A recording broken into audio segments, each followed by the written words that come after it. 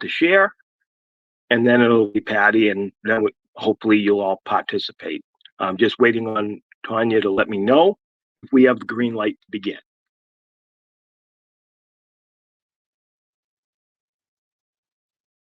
Okay, we're ready. Okay, I welcome once again everybody from around the world. I am a pastor.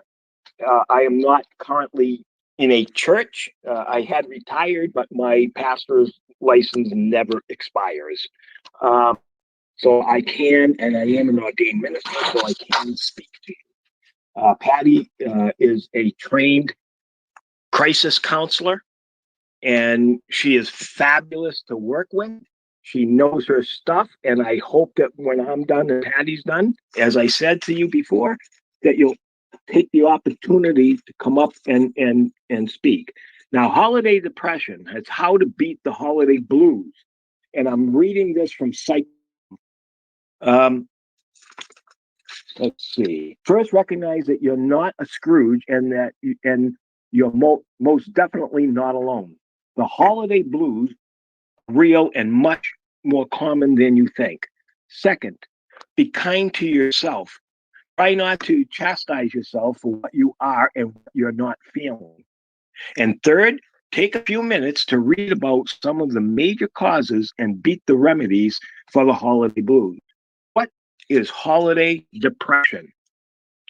While holiday depression is not a clinical diagnosis, the stress, anxiety, and sadness of the season can contribute to a more long-term condition, according to the National Alliance on Mental Illness.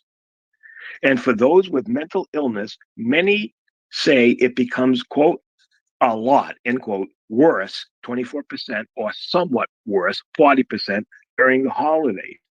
Stressors unique to the holidays can include, or feeling pressure to do so, and that other part didn't come out, so I can't read that to you. There's also people that may feel loneliness. For people live far from family, the holidays can be especially tough. While longing for company, lonely people may isolate even more, leaving them feeling even worse. Call someone.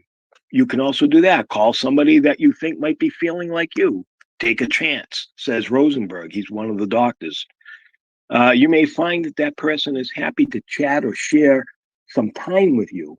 Let yourself feel the pleasure of connection without the fear of rejection. Now, I want to go right into this. I'm going to read about the suicide, what to do when somebody is suicidal, but I'm going to start off first with the teenagers because we're all human beings, and I think it probably would be applicable to adults too. Teenagers, when someone you know is suicidal, if you're a teenager who's concerned that a friend or classmate may be considering suicide, take action. Ask the person directly about his or her feelings. Even though it may be awkward, listen to what the person has to say and take it seriously. Just talking to someone who really cares can make a big difference. If you've talked to the person and you're still concerned, share your concerns with a teacher, guidance counselor, someone at church, someone at a local youth center, or another responsible adult. And this, by the way, includes you who are students in college too. It's applicable. Offer support. It may be hard to tell whether a friend or classmate is suicidal, and you may be afraid of taking action and being wrong. If someone's behavior or talk makes you think he or she might be suicidal, the person may be struggling with some major issues, even if not considering suicide at the moment. You can help that person or the person get the right resources. Offer support. If a friend or a loved one is thinking about suicide, he or she needs professional help. Even if suicide isn't an immediate danger, here's what you can do. 1, encourage the person to call a suicide hotline number. In the United States, call the National Suicide Prevention Lifeline at 1-800-273-1233. talk, or 800-273-8255. That number is pinned up in the nest, as well as others that Kim was gracious enough to do for us as well. And for those that don't know what the nest is, we use a lot of bird terminology because it is Twitter. And so they came up with nest. That's the thing that you see above us, what's written in there. It's for you to be able to read, take a screenshot of, especially for those emergency numbers. Encourage the person to seek treatment. A suicidal or severely depressed person may not have the energy or motivation to find help. If the person doesn't want to consult a doctor or mental health provider, suggest finding help from a support group, crisis center, faith community, teacher, or other trusted person. You can offer support and advice, but remember that it is not your job to substitute for a mental health provider. In other words, don't play savior. Give it to the professionals. If you aren't trained, you don't have a license, it's over your head. Please, please, please get the professional. Call the suicide prevention as well. You can also offer help to the person to take steps to get assistance and support. For example, you can research treatment options, make phone calls, and review insurance benefits information, or even offer to go with the person to an appointment. You can encourage the person to communicate with you. Someone who's suicidal may be tempted to bottle up feelings because he or she feels ashamed, guilty, or embarrassed. Be supportive and understanding, and express your opinions without placing blame. Listen attentively and avoid interrupting. Be respectful and acknowledge the person's feelings. Don't try to talk the person out of his or her feelings or express shock rather. Remember, even though someone who's suicidal isn't thinking logically, the emotions are real. Not respecting how a person feels can shut down communication. Don't be patronizing or judgmental. For examples, don't tell someone, quote, things could be worse, end quote, or, quote, you have everything to live for, end quote. Instead, ask questions such as, quote, what is causing you to feel so bad? What would make you feel better? Or how can I help? Never promise to keep someone's suicidal feelings a secret. Be understanding, but explain that you may not be able to keep such a promise. If you think the person's life is in danger, at that point, you have to get help. Offer reassurance that things can get better. When someone is suicidal, it seems as if nothing will make things better. Reassure the person that the appropriate treatment he or she can develop other ways to cope and feel better about life again. Encourage the person to avoid alcohol and drug use. Using drugs or alcohol may seem to ease the painful feelings, but ultimately it makes things worse. It can lead to reckless behavior or feeling more depressed. If the person can't quit on his or her own, offer to help find treatment. Remove potentially dangerous items from that person's home if possible. If you can, make sure the person doesn't have items around that could be used for suicide, such as knives, razors, guns, or drugs, because you can overdose on that. Who hit the mute button? Oh, sorry about that. I were you able to hear that last few minutes to my host, because I unintentionally muted myself? So great. Okay, thank you. I'm going to reiterate this. Never promise to keep someone's suicidal feelings a secret. Be understanding, but explain that you may not be able to keep such a promise if you think the person's life is in danger. At that point, you have to give help. Offer reassurance that things can get better. When someone is suicidal, it seems as if nothing will make things better. Reassure the person that the appropriate treatment he or she can develop. Oh, I already read that. I apologize. As far as removing things, you may even want, if they're that desperate, you may want to take belts away that, because you don't want them to harm themselves by hanging. So that's something you may want to consider if you're able to do that, or the professionals may do that. I have no idea. Um, Take all signs of suicidal behavior seriously. If someone says he or she is thinking of suicide or behaves in a way that makes you think the person may be suicidal, don't play it down or ignore the situation. Many people who kill themselves have expressed the intention at some point.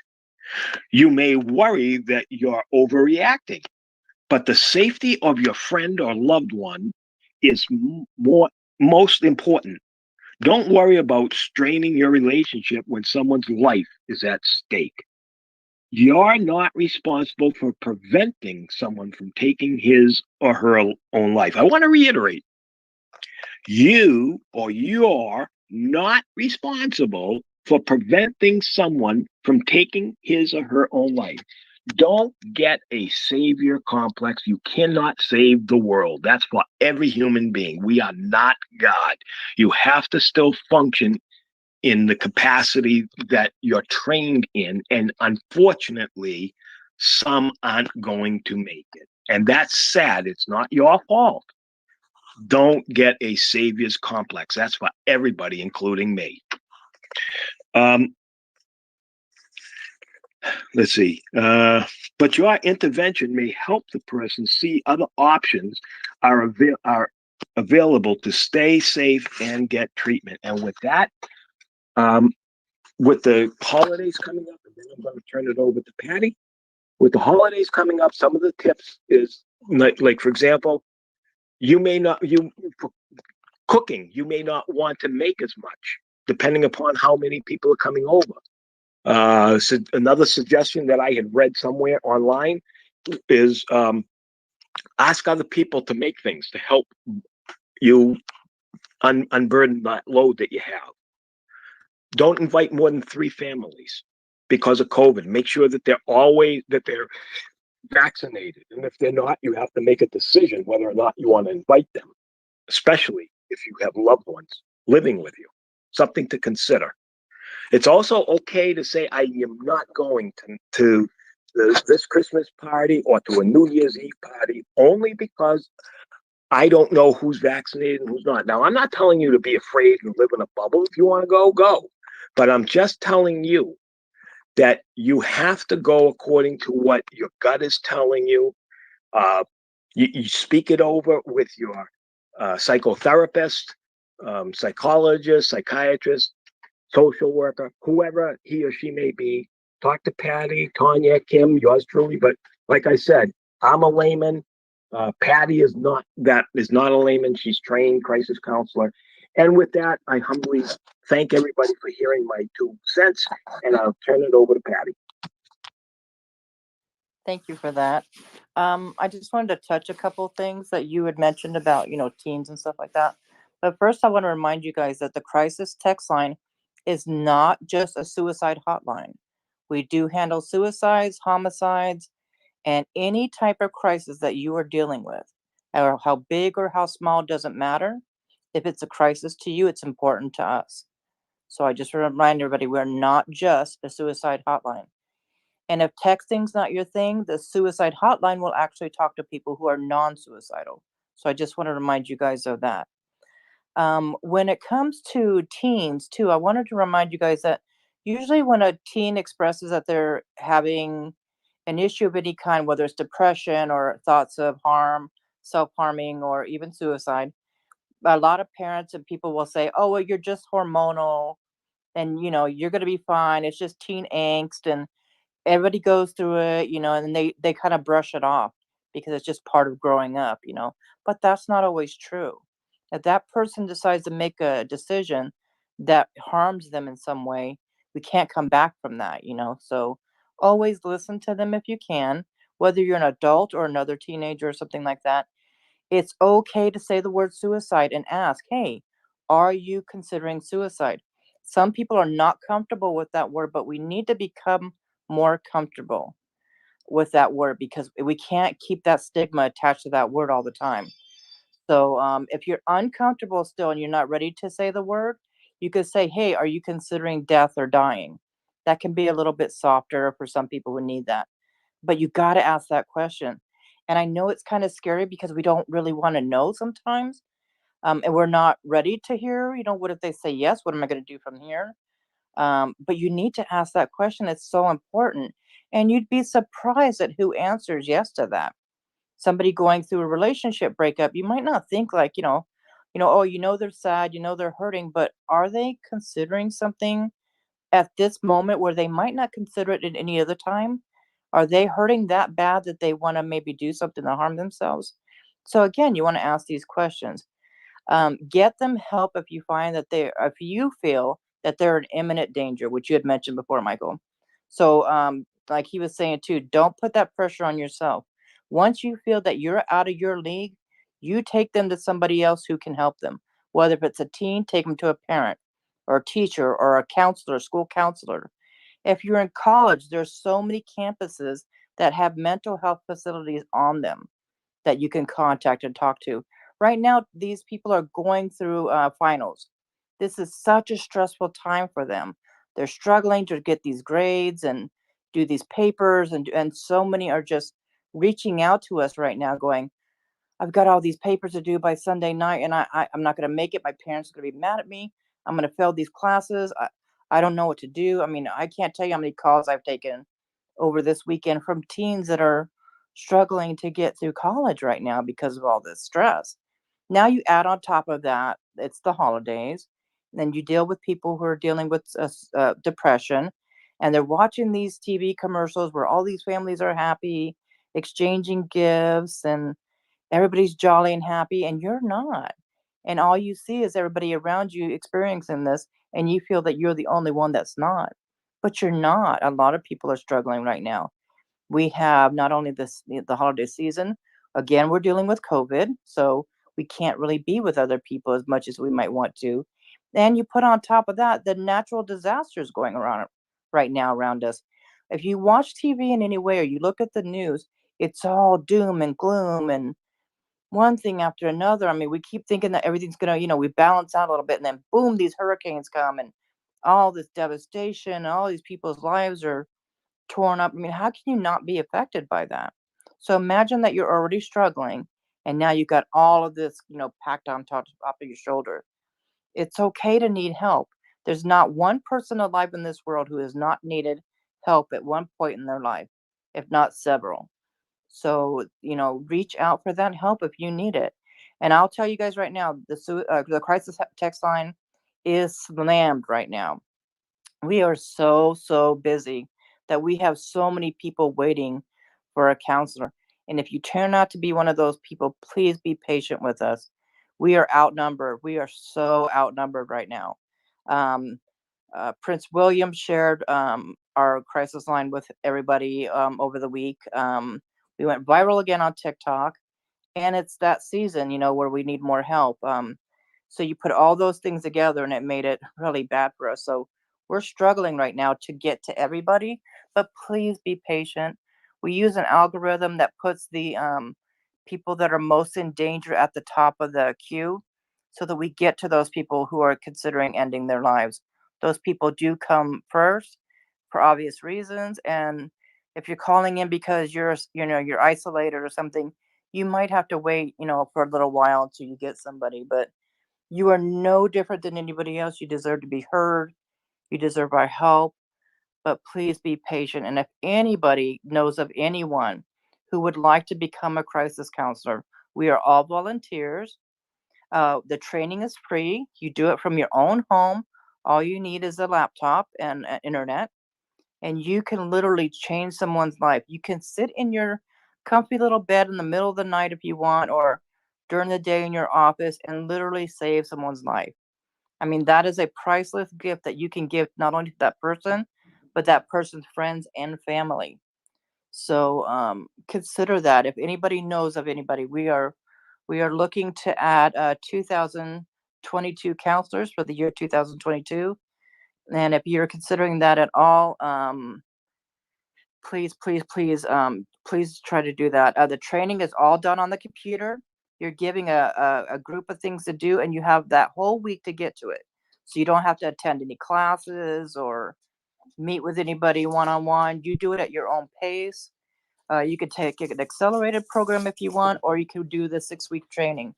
But they will train you to handle any type of crisis. And that is something you can use in your everyday life. I mean, I always joke about the fact that I'm a parent of two teenage daughters and how much that training has helped me with their lives, when they're in crisis. Girls can be kind of dramatic sometimes. But not only that, but it's helped me when I've come across people who are in car accidents or somebody who's just having a rough time, just tell them I add that number to their phone and let them go, and let them go make that choice themselves. But um, this is a time of year where, the need becomes a little greater. A lot of our counselors are students, so they are those people that are taking midterms and, doing those things. So again, that's why the need kind of gets off balance a little. They're doing their school thing and they can't be on the platform as much. And we really, really need help at night. So if anybody knows of anyone that they think would be great at this, reach out to me. I think I have something posted on my timeline about becoming a counselor. But you just go to crisistextline.org and sign up from there, and they will get you started with your training. So you do have to go through a background check and everything because you will be handling very sensitive information. So they need to make sure that you're okay to handle that and that you are who you say you are and you will not use anything against anybody. And then you also become a mandated reporter. And you do this at your leisure. You find you got a couple hours during the night or during the day, you can jump on and take some calls. Um, I've been having to do that every single night because of the spike that we're currently in. And I'm really asking anybody if you think that you're one of those people or a group of people that you might be able to share this with. I would greatly appreciate that because we need help.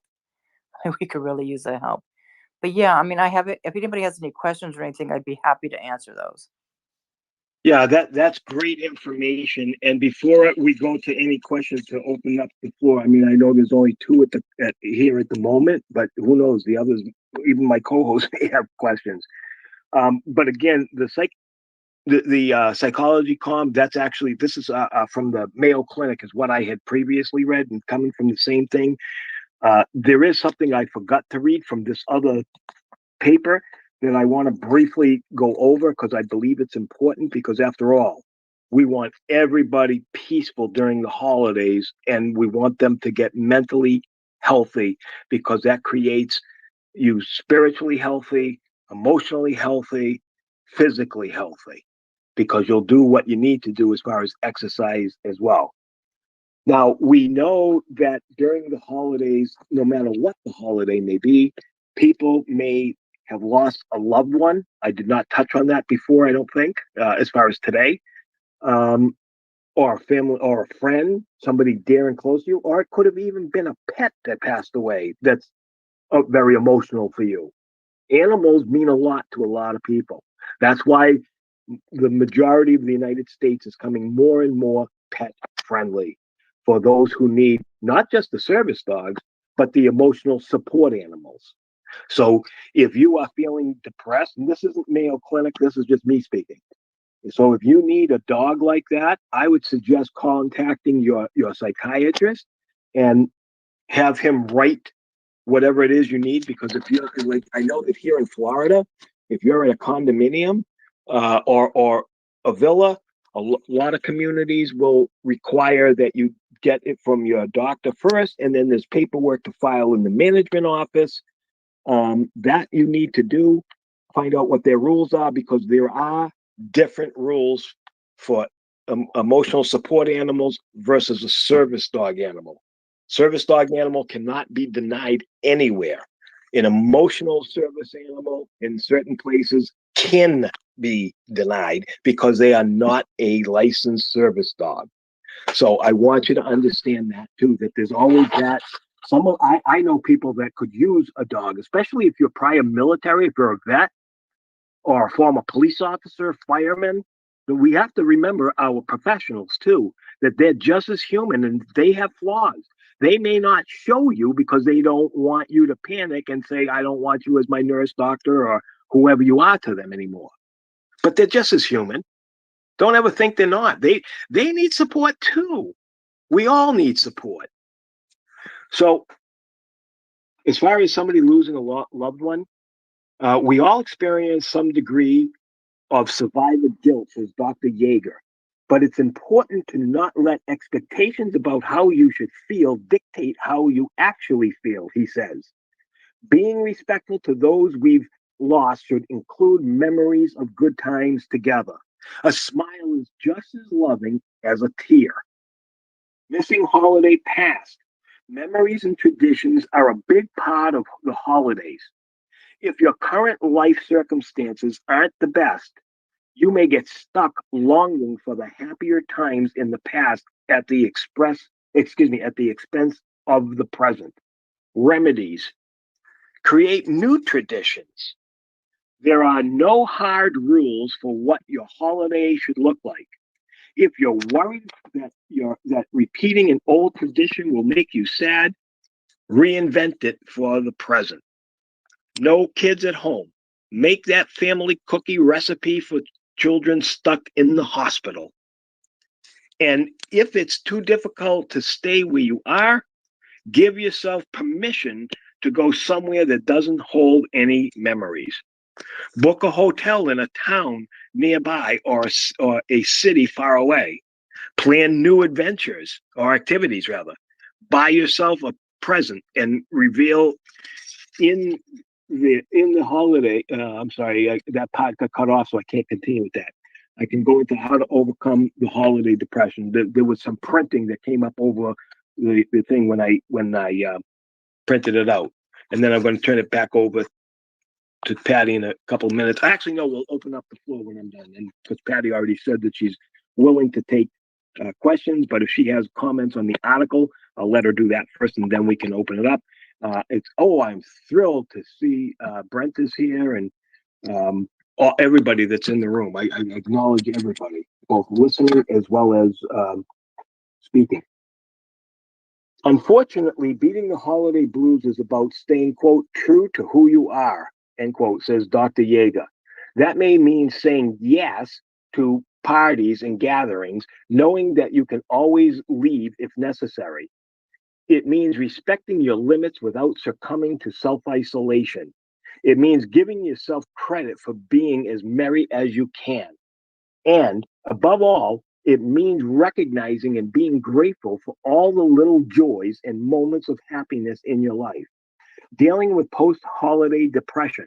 First, realize what is causing you to be blue. Do you miss the merriment of family and friends gathered around good food and good conversation?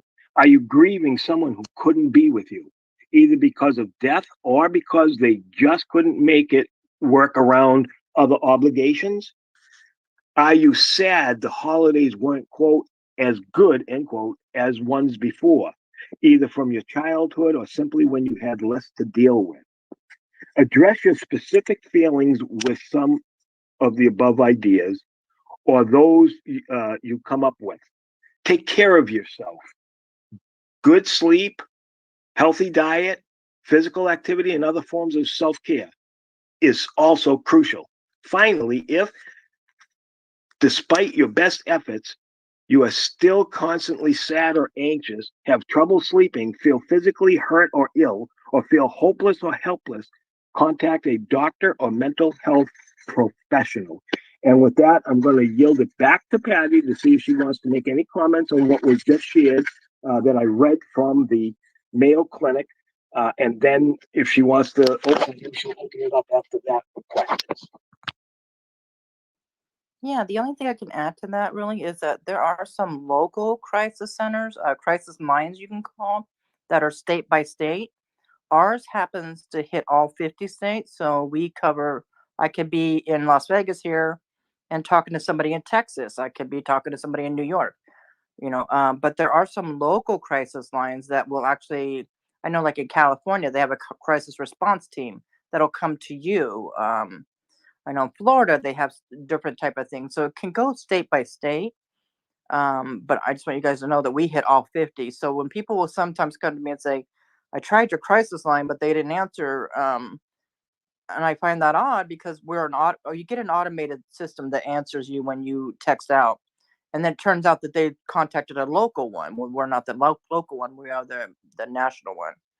So, you know, we are definitely there to help anybody and everybody for, like I said, any type of crisis. If it's important to you, it's important to us. So, um, I think that's the only thing I can add to it, unless Kim can think of anything. I see Kim's got her hand up. So, if it's okay with Michael, I'll pass it to Kim. I just Oh, wanted to make sure absolutely. we welcome replay viewers since we are recording this, and we'd like to invite you to listen to this very informative space here. And the other thing is, if it's okay with you, Michael, I like Herbie. Herbie Mack has been down here, and he is amazing. I have been in many of Scope. He also has a big podcast. I'd like him to give him the opportunity to say a word or two, if that's okay, if that's proper right now. Oh, absolutely. That's what I had said. Patty was done. You said your thing. That's fine. Herbie, please feel free to share whatever on your heart. And remember that this space is being recorded. I did try to shut the recording off. I actually did before I started the space. I have no idea how it came back on. So I just want you to be aware of what you said is being recorded. First and foremost, thank you for creating this space. Yeah, I'm fine with being recorded. It's perfectly fine. And I want to say thank you, Patty, for the amazing work that you do. It was actually just a trigger warning. I am a suicide survivor, so I actually had to call the crisis line, and it actually helped me out and pretty much saved my life. So thank you for that. I had a question for Patty because I've been intrigued by doing the crisis counselor, and you mentioned that they have a Excel program. Can you because my phone was going in and out, can you explain a little bit of that, please? Absolutely. And thank you for sharing that story. That just it gives me chills. We don't usually get to see a face or hear a voice of the people that we help, but I'm so grateful that you're with us, and I'm so grateful that you were strong enough and brave enough to reach out for that help when you needed that. What we have is this accelerated program where the training can be completed. I think it's within 3 weeks, so it might give you more work to do, than regular 6-week program. But we were trying to do the accelerated one because of the need is so great for us right now. And no matter what your previous mental health status is or current one is, it's not a deterrent for you becoming a crisis counselor. I suffer from PTSD. I thought that would eliminate me from becoming a crisis counselor, but it didn't. And I feel that I'm more, I can definitely identify with my texters and a lot of things from depression, panic attacks, all the things that can come with PTSD. So that your situation, you might be able to put yourself in those shoes and have a better understanding. Also, though, too, I want to remind you too that your mental health comes first. And if you ever come across somebody like, say, I came across somebody and it became too triggering for me, you have the option of passing that conversation to somebody else. So if you get something that you're not comfortable with, you could just pass it along. We have that with a lot of crisis counselors that have experienced sexual abuse, or it's just one becomes just too overwhelming for you, and you just feel that you're not the best person to suit that person, then the options are there. There's a huge support when you're on the platform helping others. We have other counselors. We have our own chat room where we ask for advice, ask for help. We have a debrief room where something was just too sensitive, and there's all kinds of support for us on there for ourselves as counselors. But yeah, those are differences between the two trainings. One just goes at a faster pace, so you're gonna have to do the work a little bit faster than the other, and the other one stretches it out and gives you a better time frame. Like I took mine right now this time of year. I was training to be a crisis counselor. I was Christmas shopping, doing decorations, cooking dinners, and it was not the best time of the year to be doing training, but I did it because I was just trying to get my niece to leave me alone about it. And I took my final test on New Year's Eve. And so I was glad that it was spaced out the way it was, because I get the assignment on Sunday night and I had to turn it in on the following Sunday. And then you have a coach that works with you, and they help train you the proper way and to get you to be your best before they let you go. You're done with your training, and then you are literally put on the platform to take your first call. And it can all be kind of, really scary and go a little bit fast, but once you complete training, you are ready. You might not feel that you're ready because that first call is really scary, but you are trained, or you wouldn't have made it past training. I mean, I think 1 in 3 pass through. So, and you have the option to take it a second time if you need to, if you don't make it through the first time. But I would definitely welcome you as, a Herbie, counselor. you would be great. You would be amazing. Yeah, and a lot of there are some counselors that are on there that are parents of children who have completed suicide, and they do it in their name. So there's other people. You won't be the only one in that situation. So you definitely won't, stand out. People share it on the platform all the time. I'm a survivor, and I think that's great, because we need to see that it's not all bad at the end. There are people that are getting help, and they are the ones that we need to show other people, like, look, this person's been there. Because all you see is you get trapped in that dark place, and it's hard to see a light. It can be really hard to see an out for yourself, or definitely when you're sitting next to somebody who's feeling that way, and you're trying to lead them to that light to show them how much they matter, how much you care about them. And even though I'm a stranger, I'm here on my own time because of people like you. I want to be there when you need me and when you need help. That's why I'm doing this. That's why I'm not getting paid to listen to you.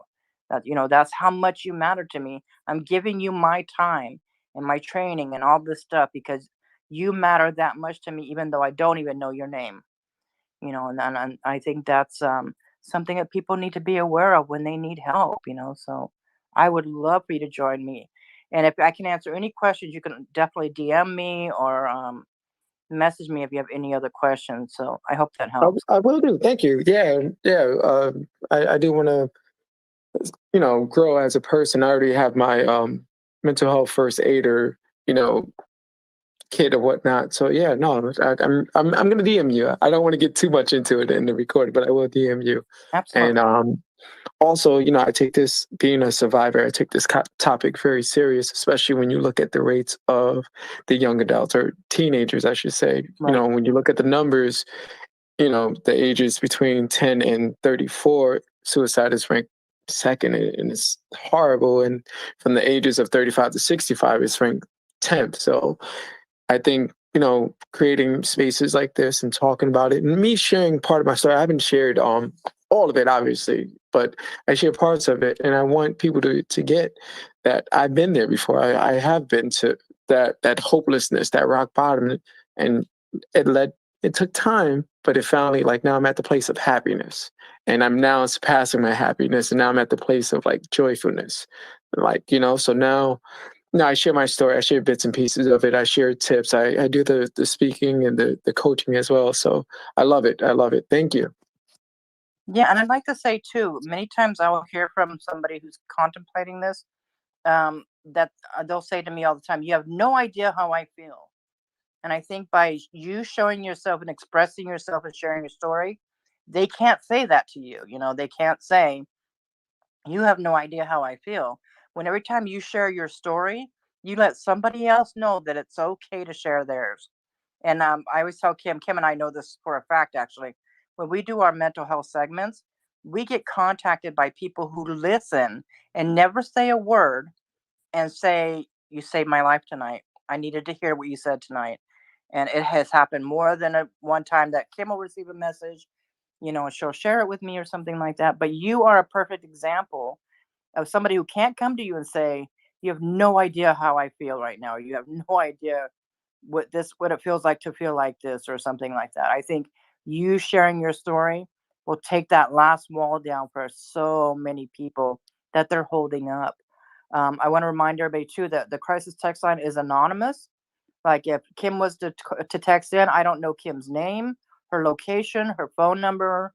I only know what Kim shares with me as a crisis counselor. Now, if Kim tells me she's going to go off and do something dangerous, I then hand that conversation. I notify my supervisor, and they're going to do everything they can to get Kim help. That happens 1% of the time. All the other times, I can talk to Kim and say, "Okay, I know you're feeling this way. Let's talk about, why you're feeling this way, and what can we do to help keep you safe?" Because my job is to try to keep Kim safe for the next 48 hours.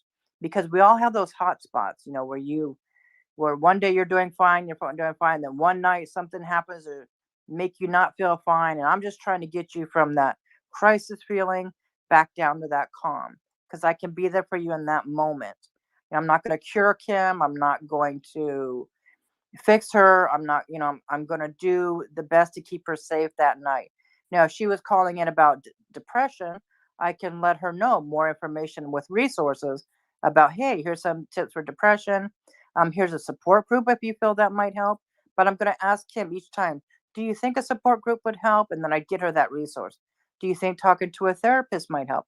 I'm going to help her find her one in her area.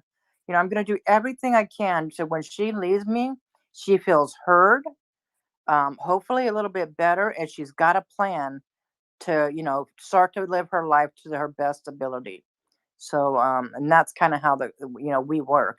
We're not religious. We're not political. I'm not going to say anything. Now, Kim said to me, I say, Kim, is there something that usually makes you feel better when you feel this way? And she says, oh yeah, I use prayer. Okay, I'm going to back her on that. I'm going to say, great, that's a great coping skill. But if she says, I'd like to go out and jog, and it's 2 o'clock in the morning. Okay, jogging is great, but can we think of something else? Because it might not be safe to do at 2 o'clock in the morning. Definitely if you're feeling unsafe. So I'm going to just keep working with her. Sometimes I'll take up to 3 hours to get one person to feel safe. Other times we can do it within 45 minutes. But there's no time restraint either. I'm going to be there with you until you're better and you say, okay, I'm good now. And that's when I'll let you go. So, we don't rush people off if we don't have to, even though we're spiking right now so crazy. But yeah, I'd welcome you. I'd absolutely welcome you. I'd stand by you during your training. And I'll even show up on the first day that you enter the platform if you do that. I would support you in any way I could. So, and that goes for everybody. So I hope that helps. Yeah, One before subject, I'm sorry. yeah, I was before just going to say anyone one else, subject when he's finished, Patty, that I've never heard you touch on is the baby blues. I've had that brought up to me several times recently, and that's one thing I've never heard you really talk on. And they're real. They're very real. Yes, you echoed there a little bit, Kim. So I missed the beginning of that. But postpartum depression is real. I've heard a lot about that in the last few days as well. And there is help for that. A lot of people call it baby blues and call it just being emotional, having a baby because your hormones can go all off whack and stuff. But that is a real thing, and that is something you need to talk to your doctor about, because there are things that they can do that would help, and it's not something that should be ignored. So yeah, excellent advice. See, I don't care whether a space is recorded or not for me to share my testimony, because if it can just reach out, and even if it only ministers and touches one life to save, it's well worth it. I don't care about somebody trying to berate me, belittle me because of what I was in the past. Mental mental health is no different, and I've shared this a lot in spaces almost all the time, like a broken record. Um, it's no different than heart disease, diabetes. They're physical. They are an illness, and that's what mental illness is. That is treatable. Now, people may look down and say, or think that we could think as a disabled person, we might think you're looking down at us just because you're disabled, depending upon, I can only speak for me and how I feel. If I think you're trying to what's the word I'm looking for? Not berate, just to say whatever uh, to appease. Okay, not plagiarism. Well, I'll come back to that. So Patronize?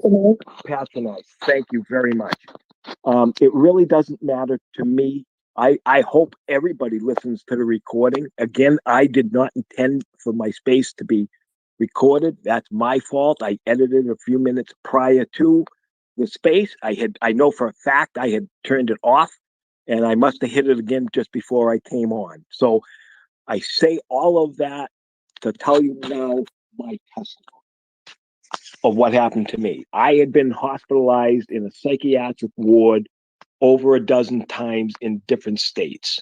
I became suicidal at a younger age, in my late teens, early 20s. When I went to the hospital, I took myself because as a suicide survivor, one of the time, well, I did try to carry it out once. I tried to jump off of a building when I was in the military, and one of the sergeants talked me down. What had happened was I was at my MOS was different. I had different MOS. MOS, for those who are not military, that just means your job. Okay, so I had different job titles that they wanted me to do, that they would send me back to AIT, which is your advanced individual training. So one day I was doing storage supply specialist, and I was looking at this huge building.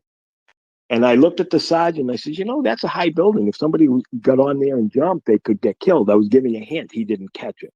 Except that he said, man, they write notes and stuff because they just want to.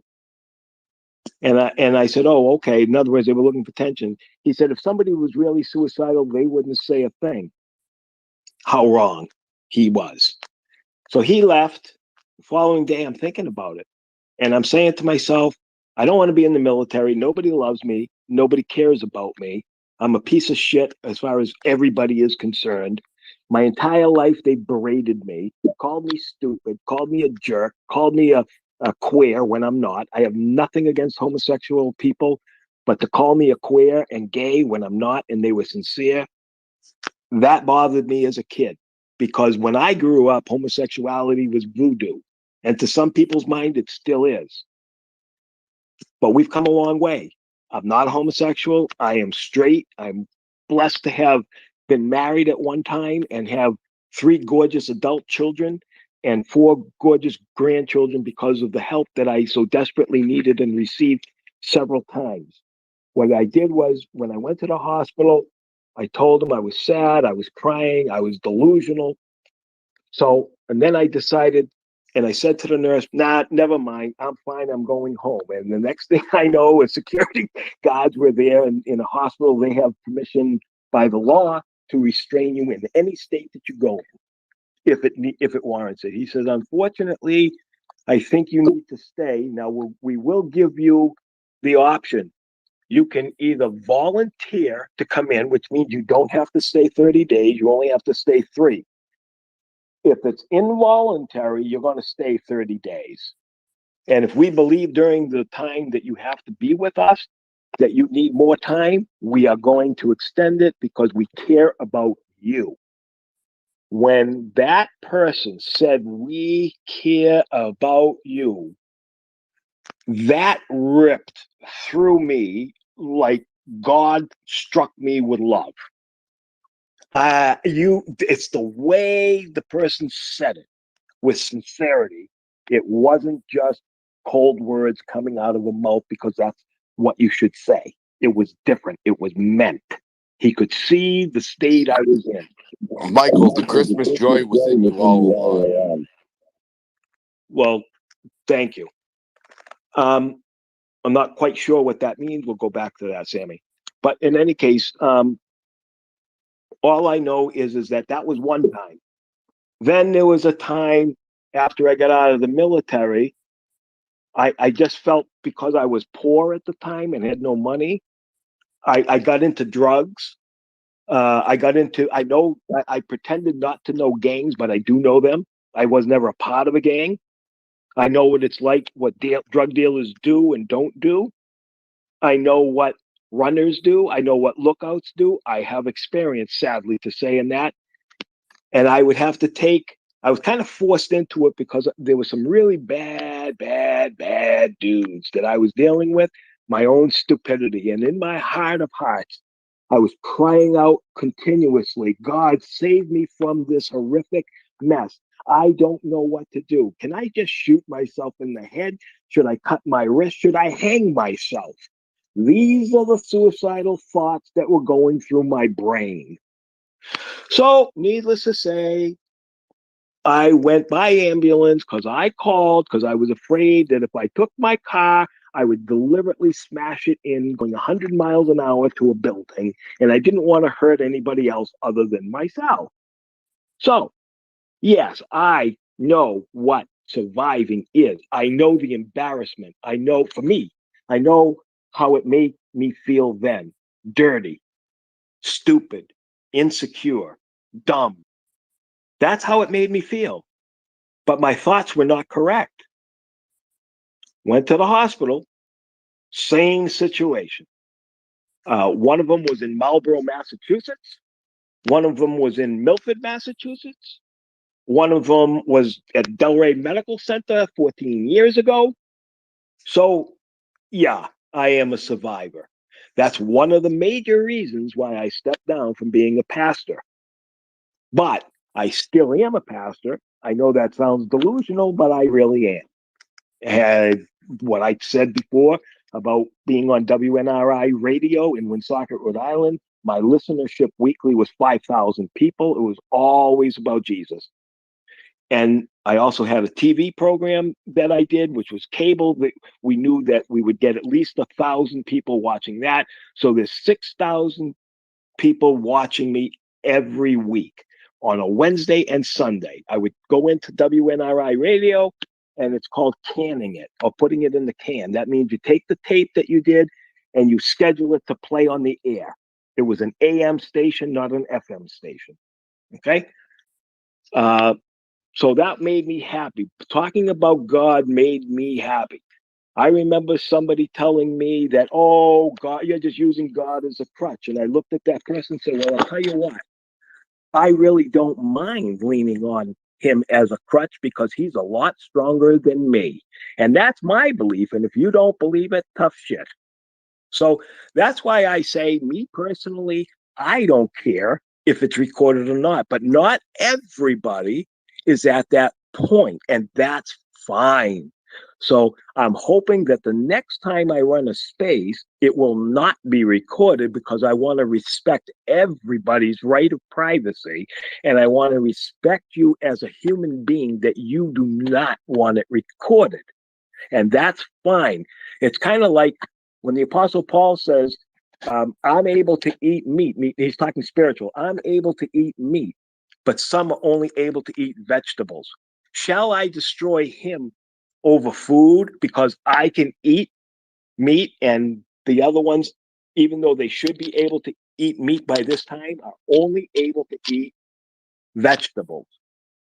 So to me, that's just saying you have to honor people where they're at, no, not where you think they should be at. Because if you start talking to people, in my opinion, as far as they should be doing this, that, or the other thing, man, don't be coming and counseling me. I don't want to hear your shit. And that's how I felt. Then I've gotten straightened out quite a bit. Okay. I'm on the straight and narrow path.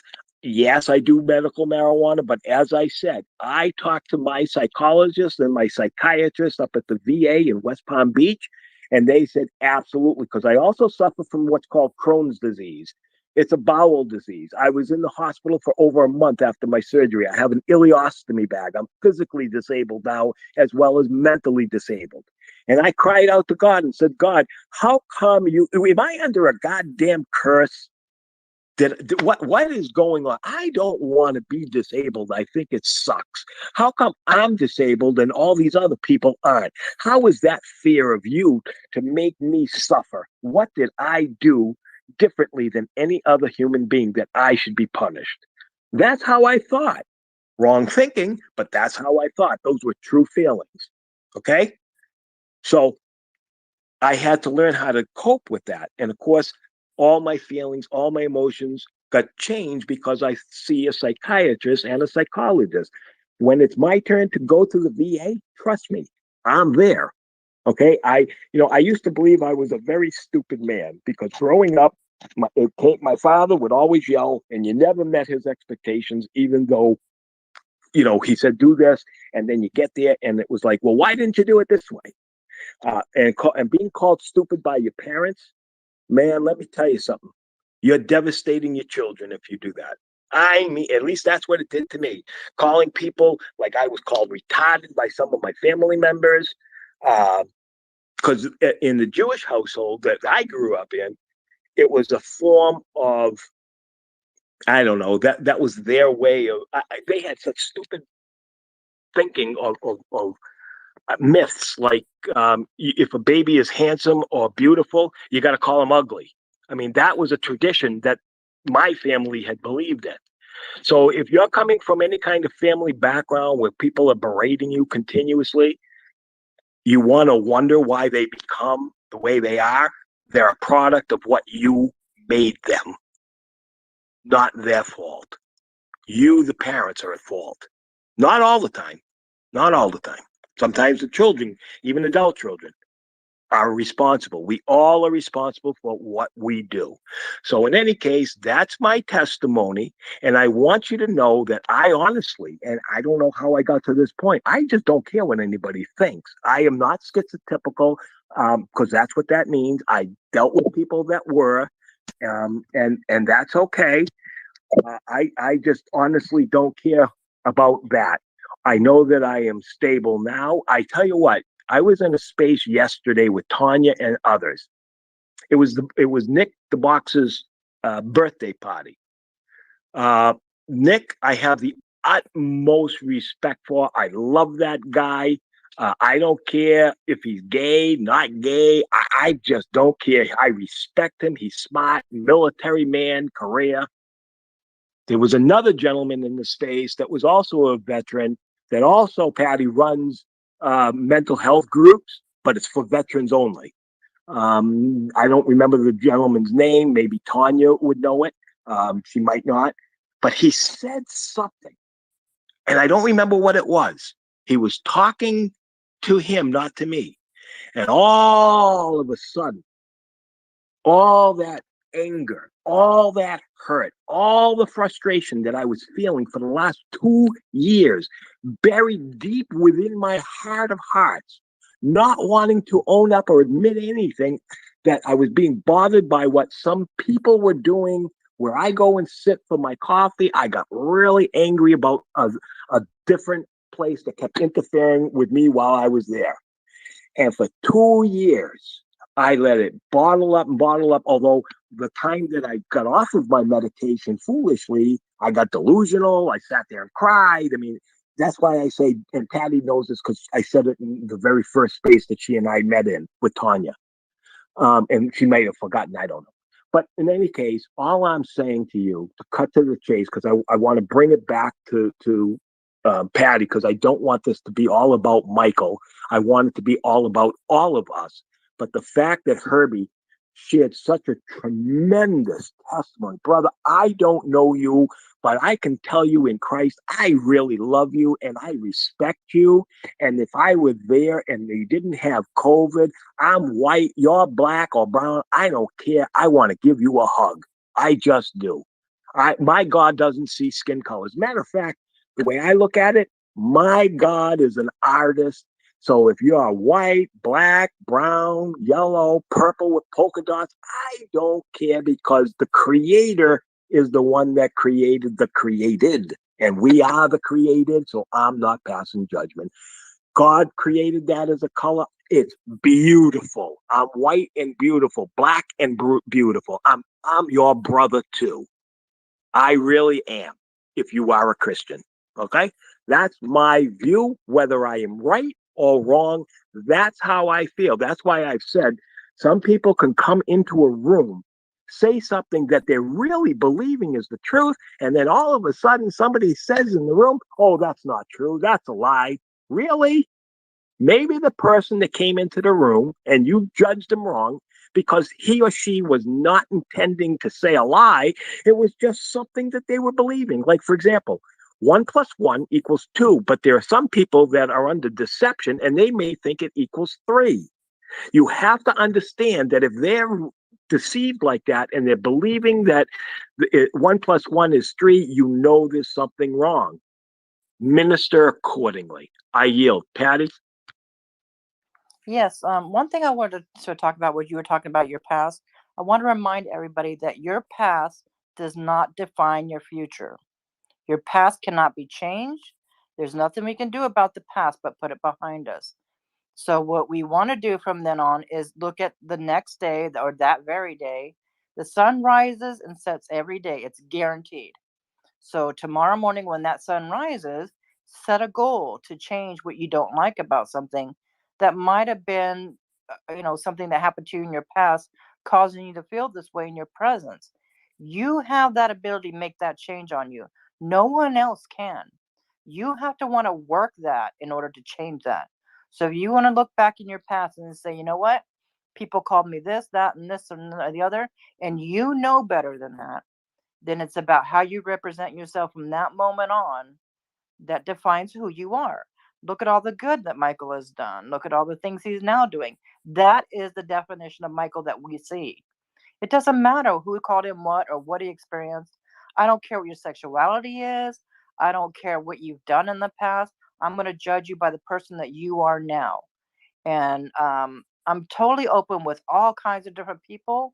I like to have people being heard in my spaces, no matter what their political rights are or what they believe. I mean, I have friends that are really, really good that are completely opposite of me politically, and sometimes we'll spat a little bit about that, but I don't dump them just because they're different or they have a different opinion than I do, or they might not see eye to eye on every single thing that we believe in.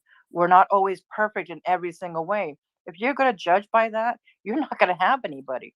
There's going to be people that are going to think differently about different things. We're all not going to fit perfectly together. But I think I enjoy to sit back and listen to somebody else's opinion. It might change mine, it might not. It doesn't have to change mine. I don't have to agree with your opinion, but I'm going to let you have that opinion because you have every right to have it just as I do. I'm not up here to change anybody's mind. I'm up here to remind you guys of one thing: your life matters. And I'm putting myself on the line, sharing my story, my experiences, and what I do for as a crisis counselor, um, to be there to make sure that you're reminded that your life matters. And I have had texters that I've had to sit with and build them up in order to where I could help them. They come in so low that I've had to fight for them and convince them that they were worth that help before I could help them with that and get that help to them. So it's not uncommon to feel like you walk in and you're the bottom of the bottom, and I have to sit there and tell you and over, like they'll say to me all the time, "You're a stranger. You don't know me at all. You don't know if I'm good, bad, or what." And I tell them right off the bat, I don't care. All I care about is I know that somebody out there loves you, somebody out there cares about you. And if you're gone tomorrow, somebody's going to be hurting because they cared so much about you. Your friends, your family, your coworkers, whatever, they're going to be hurting. So you're taking your pain that you're feeling right now and you're pushing it off on all those people that hurt you. So let's work together tonight, preventing you from hurting yourself and them from having to feel that pain. So, and we go from there. And I'm telling you, 9 out of 10 times, if somebody's in trouble, they'll actually give me their address, information, and I'll get somebody to help them right away, or they work with me and find a safety plan. 1% of the time, we have to help them because they're unable to help themselves. So remember, your past does not define your future. It doesn't define you as a person. You can make a change at any point. So never forget that. You don't have to label yourself as this or that or the other because it's nobody else's business. Share what you're comfortable sharing with when you're comfortable. If one day you're ready to open your soul and bear it, do that because you could save a life. You can literally save a life by sharing your story. So I hope that helps out a little bit. It helped We've me got a couple. tremendously just listening to you. Kim, just before I go to you, I would like to give my other co-host Tanya a chance to speak because she hasn't said anything yet. I didn't know if she wanted to contribute anything. Tanya, if you'd like to say something, that would be fine, and then we'll go over to Kim. When I was younger, I used to get sad on the holidays, especially if, I was divorced and if my son wasn't with me, he's with his dad or his aunt, uncle. So during the holidays is really tough, but I just have this attitude about gratitude. So everything that's happened to me in my past, or anything bad thing, or people mean or whatever, I really have a gratitude for being in this country, that I'm here and had the opportunity that I've given to me.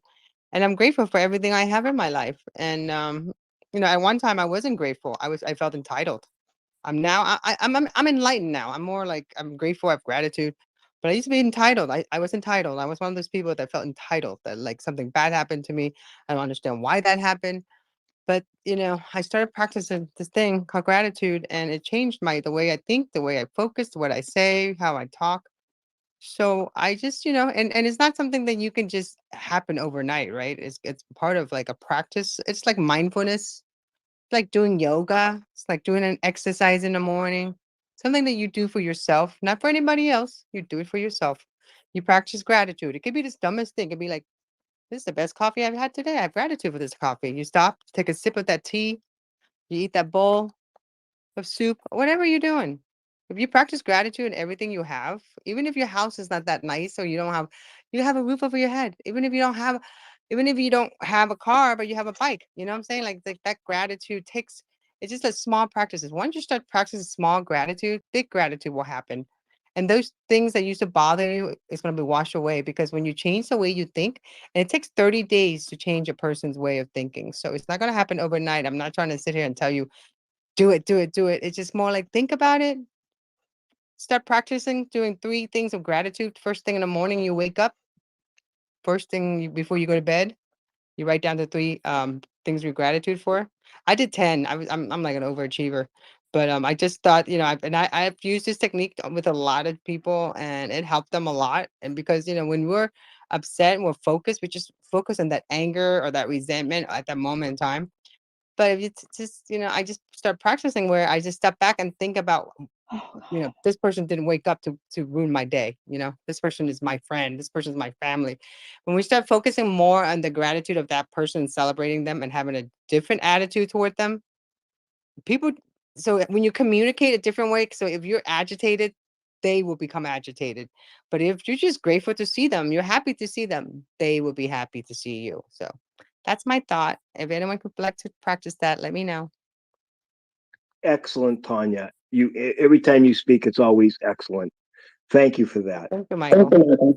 I'm gonna thank you. I'm gonna go to Kim, and then I'll go to, I think her name is Kiki. So it'll Well, be that's what I was to. going to say. The only thing I wanted to do was open the mic up to the floor because they've been waiting patiently. So let's give them a chance to ask some questions, maybe of Patty, of you, or whomever. So I'm going to give it to Kiki. Like you said, I think she was the one waiting the longest. Kiki, would you like to speak? I don't know if thank you, first of all, thank you for having this space. Um Kiki. uh, Hi, Tanya. A long time no here, actually. I have So yes, long time w- no here.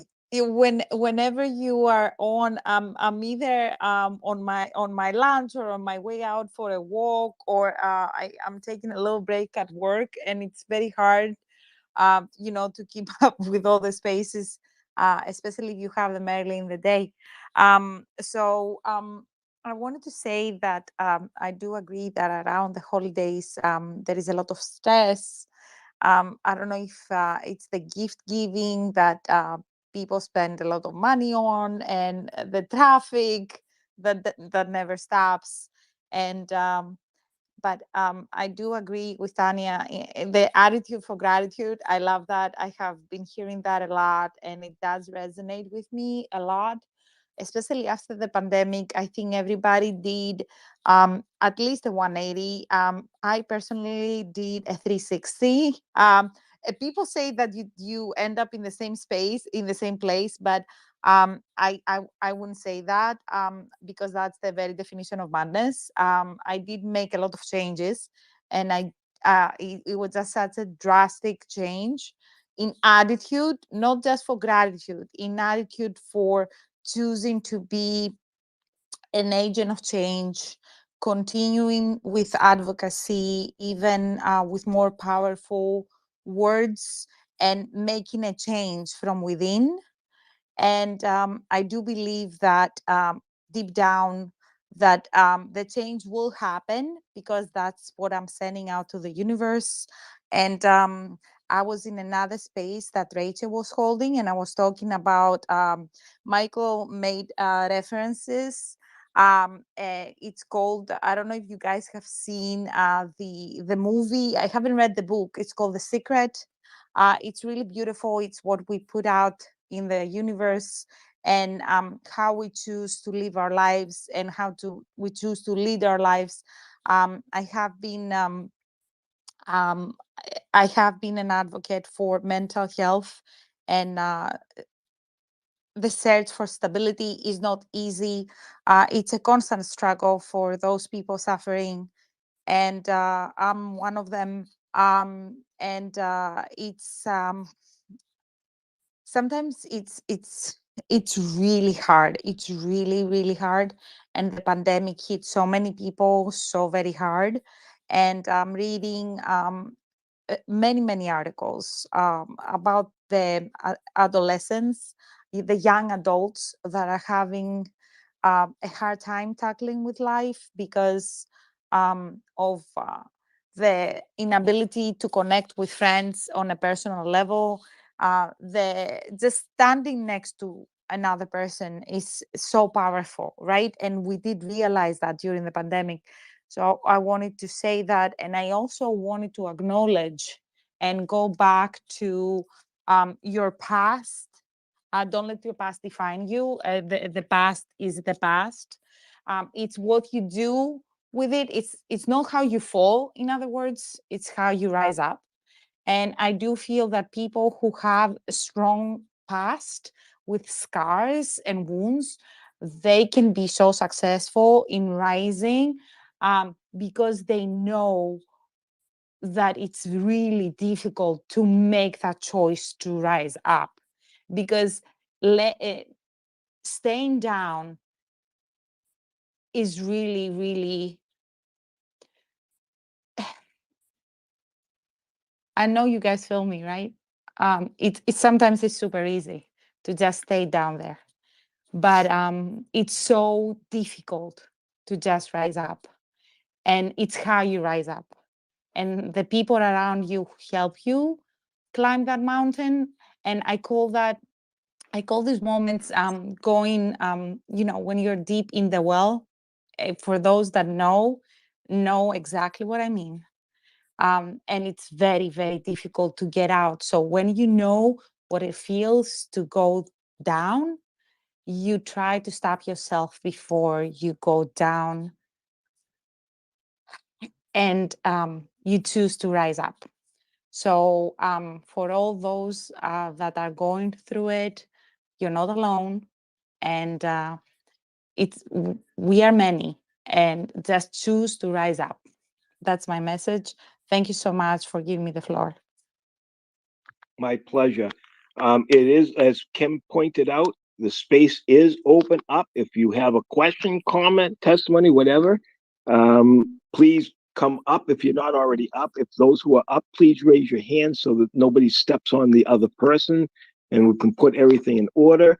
Those who are listening, if you'd like to come up and address anything, please feel free to. On the bottom left-hand corner of your cell phone is your mic button. Press it, and that will alert myself and my two co-hosts that you desire to come up to say something. Does anybody have any questions or comments of what had been said, or anything else that you'd like to direct to Patty or Kim, myself, Tanya, anybody in the room? I think Sam was next, if you want to speak, Sam. Yeah, it's it's really hard for me to talk about stuff. I was raised to be seen and not heard. Yeah, God, this is Oh God, I don't know if I Sam, can it's do. okay. I grew up in the same kind of household. Children are to be seen and not heard. That's what I heard more than once. I got you, girls. Come on. You got people here who Did you care. ever hear? You want to go out and play? Why don't you go out and play on the yellow line? No, I never Anyway, heard that one. I never heard that one, but yeah, I can imagine. that was one of my daddy's favorites. God, I don't even know how to start. I've been going through, hell. Okay, let me give you my psychological or psychiatrist diagnosis. I'm borderline personality. I suffer from PTSD and severe depression and anxiety. I've been on antidepressants for many years and they don't really help that much. And there's just like, I can't. I can't deal with the shit that has gone on in my life, and I'm sorry for the shit word, but my oh God, my daughter passed away. She was 23 years old. She passed away in 2009, and I feel like I keep making that my excuse to not get my shit together, and I don't know how to stop. God. Patty? Yes. First of all, I want you to know that to take your time when sharing this. Share what you're comfortable with. Nobody in here is going to judge you for the way that you're feeling or what you're sharing. So this is a safe place to talk about things. You're dealing with several different things. First, I'd like to say, like when you mentioned that your medication's not working anymore, I do hope you're letting whoever is prescribing that know. There are so many new medications out there that might work better for you. So be open and honest about how you're feeling and whether things are working or not for you, because that can be changed. You deserve to feel better so that you can handle some of these stressors. When dealing with the loss of a child, that is huge and life changing.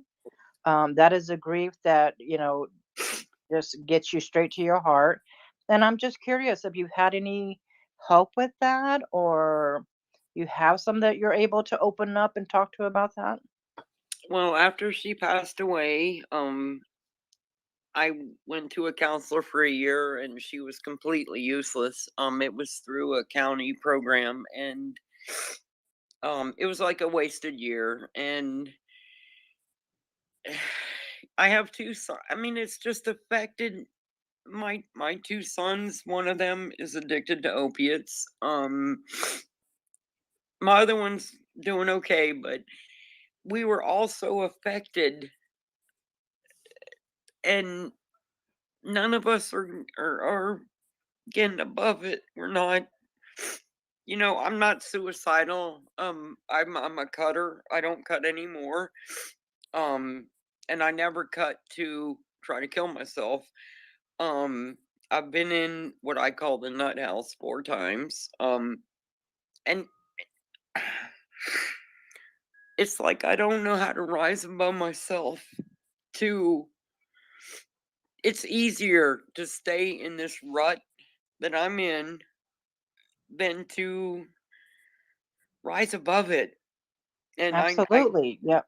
And yeah, that's where it takes the strength. You need to build up that strength to get that help and get out of that rut. Sometimes that rut becomes comfortable for us because it's what we know, but that's you've why I got to be stayed with strong enough. yeah, Go I ahead. stayed with my ex-husband for 15 years because it was comfortable and I didn't know, Right. even though he was smacking me around and doing whatever he wanted to do, I stayed there because I knew what I was going to get. And anyway, I finally left him, but I just, oh God, sometimes I just can't. And I definitely am not suicidal, but sometimes I cry in the morning when I wake up because I woke up. It's like, God, Right. please just go ahead and go ahead, take me. And evidently, and I do believe it, it's not my time. but I No, don't yeah, want to. you have a purpose still to serve. And from what I'm hearing is you just have so many layers of trauma to go through. You've got your past traumas, your current traumas, and maybe a little bit of your self-esteem. But you've got so many different things to focus on that I can understand why you feel buried in it, because you're literally carrying around so much load on your shoulder that it one thing might not help you. You might need several to start taking, some of those layers off. Maybe something with grief to handle the grief part, then something to help you with the depression, and something to help build your self-esteem up. You're probably with that person because you felt you didn't deserve anything better. And you do. Absolutely. You absolutely do. You deserve so much more. You have so much more to offer, but you're not surrounded by people who have your best interests at heart. So that's something you need having a support system is huge. So you need to find friends or family members that have your back. And sometimes you have to take the people that are toxic and remove them, or at least push them back a little bit, so that Yeah. you have a safe place to grow and heal. So it's not going to happen overnight for you. It's not going to be something that tomorrow the sun comes up and you're blowing little happy stars out your hiney. It's going to be work that you got to put towards it, and pick something. And when I talk about changes, sometimes those are baby steps you have to take. You're not going to get out of bed tomorrow morning and do backflips to the bathroom because some counselor told you you should start your day better. It doesn't work that way. You take baby steps. Getting get out of bed in the morning for some people is huge. It Taking a is. shower that day is huge. Take a step. Take one step a day if you can. Add to that if you can. But if you can't, that one step was something. It shows that there's change that's available for you, and you build on that. The next day, maybe, you do something else, or 2 or 3 days later, you go at your own speed, because we're all different. We all need help in different ways. I could sit here and say to her, go to a support group and you'll be fixed, but that's not true. What works for me or Kim or somebody else might not work for you. So you got to find what it is that is going to help you heal. So consider, maybe there's online support groups, so you don't have to go out of your house. There are counselors that you could talk to via telemedicine, therapists, or things like that. And you have to be your own advocate. You said you don't like who you talk to, the therapist that came with the state. Oh yeah, Ask to that be was. changed. Yeah. Ask for a change. You have to be comfortable enough to bare your soul to this person. Do not do that if you feel uncomfortable. Not getting anywhere. You're stalled. You're stuck in that spot. Because if you can't trust that person you're talking to, you're doing yourself a disservice. And you deserve better than that. So I become am a fighter. very I am very much used to not telling people what I'm really feeling, because that's how it was growing up, you know. Um Right. That's how you were taught, right? and oh my mm, But you have a voice. You're in here sharing your voice. You have a voice and you deserve to be heard. Every person deserves to be heard. And you being this strong tonight to share with all these strangers how you're feeling, you can stand up and say, hey, this isn't working for me. Do it by phone if you have to. Write a note and send it if you have to. This isn't working for me. I would like to see if I could speak with somebody else, or have a different counselor, or try a method that you feel will help you. Don't let other people tell you what's going to help you. Say, hey, I'd like to give this a try, or that a try, or whatever. Do some research if you need to. Do whatever it's going to get you to feel better, because you deserve to feel better. You deserve help. You deserve to live a good life and in a healthy relationship. No one should be in an unhealthy relationship. Male, female, I don't care what you are. You do not need to be in an unhealthy relationship. It bears down your soul. It wears you down to your wick. It devastates your self esteem. It makes you feel unworthy of any help or any support from anyone else. It's so devastating. Now you add on top of that grief and the fact that you have depression and the way that you were raised and stuff. I'm surprised you're here, That shows me that you're a fighter because you're still here after all that crap, all the things you've had to deal with, and you're still standing. You've made it Thank this you, far. Patty. Thank you so much. That's my biggest thing is I'm still standing. So Absolutely. yeah, I that's a big thing. I see Because and I there's a hear reason strength I'm in you still still.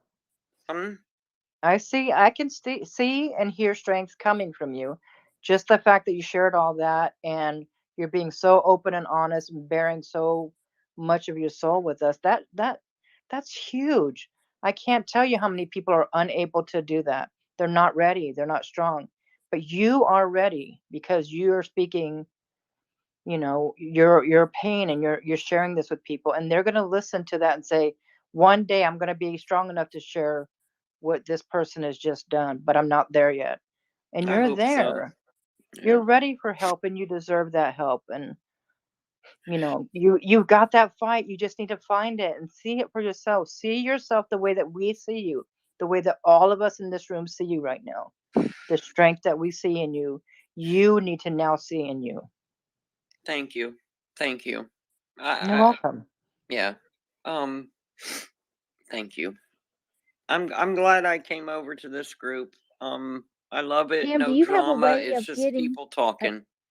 do you have a way of getting a new therapist or trying to find someone to help you with this? I feel your pain so much as a mom, how that hole must be real in your heart. And I get you, baby. I can feel you.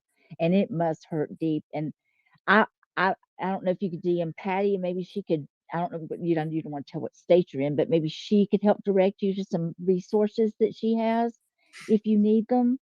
She's good at that. And I'm sorry, Patty, if I said that, but this one's just kicking my heart here. Sorry, Patty. I'm probably gonna DM you. Not a problem. I'd be happy to help. I'm tired.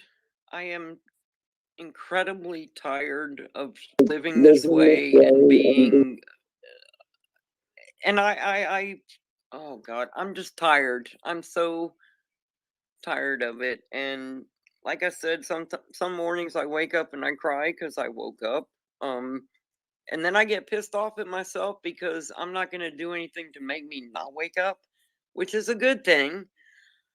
Um, but yeah, I'm glad I came on here tonight, and thank you for letting me share. And when I get uncomfortable, I tend to just turn off and shut up. I have 4 siblings and 2 sisters that I cannot talk to. Older brother that is I can talk to him, but he's stoned all the time. But it's okay. It's okay. But I have another brother that I can talk to openly, and he doesn't judge me. He doesn't say anything about. He's just non-judgmental, and so I do have him to talk to. And the therapist I was talking about, that was in like 2009. And I've had others since then. But I'm I'm just really tired of. I'm still here, so I know there's something more to my life than the way I'm living. There absolutely is.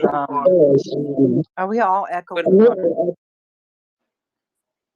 But thank you all for listening. I'm gonna turn my mic off and just hear whatever anyone else has to say. But thank you all. Thank you very much for sharing your story. Really appreciate that. That was very Thank you. great.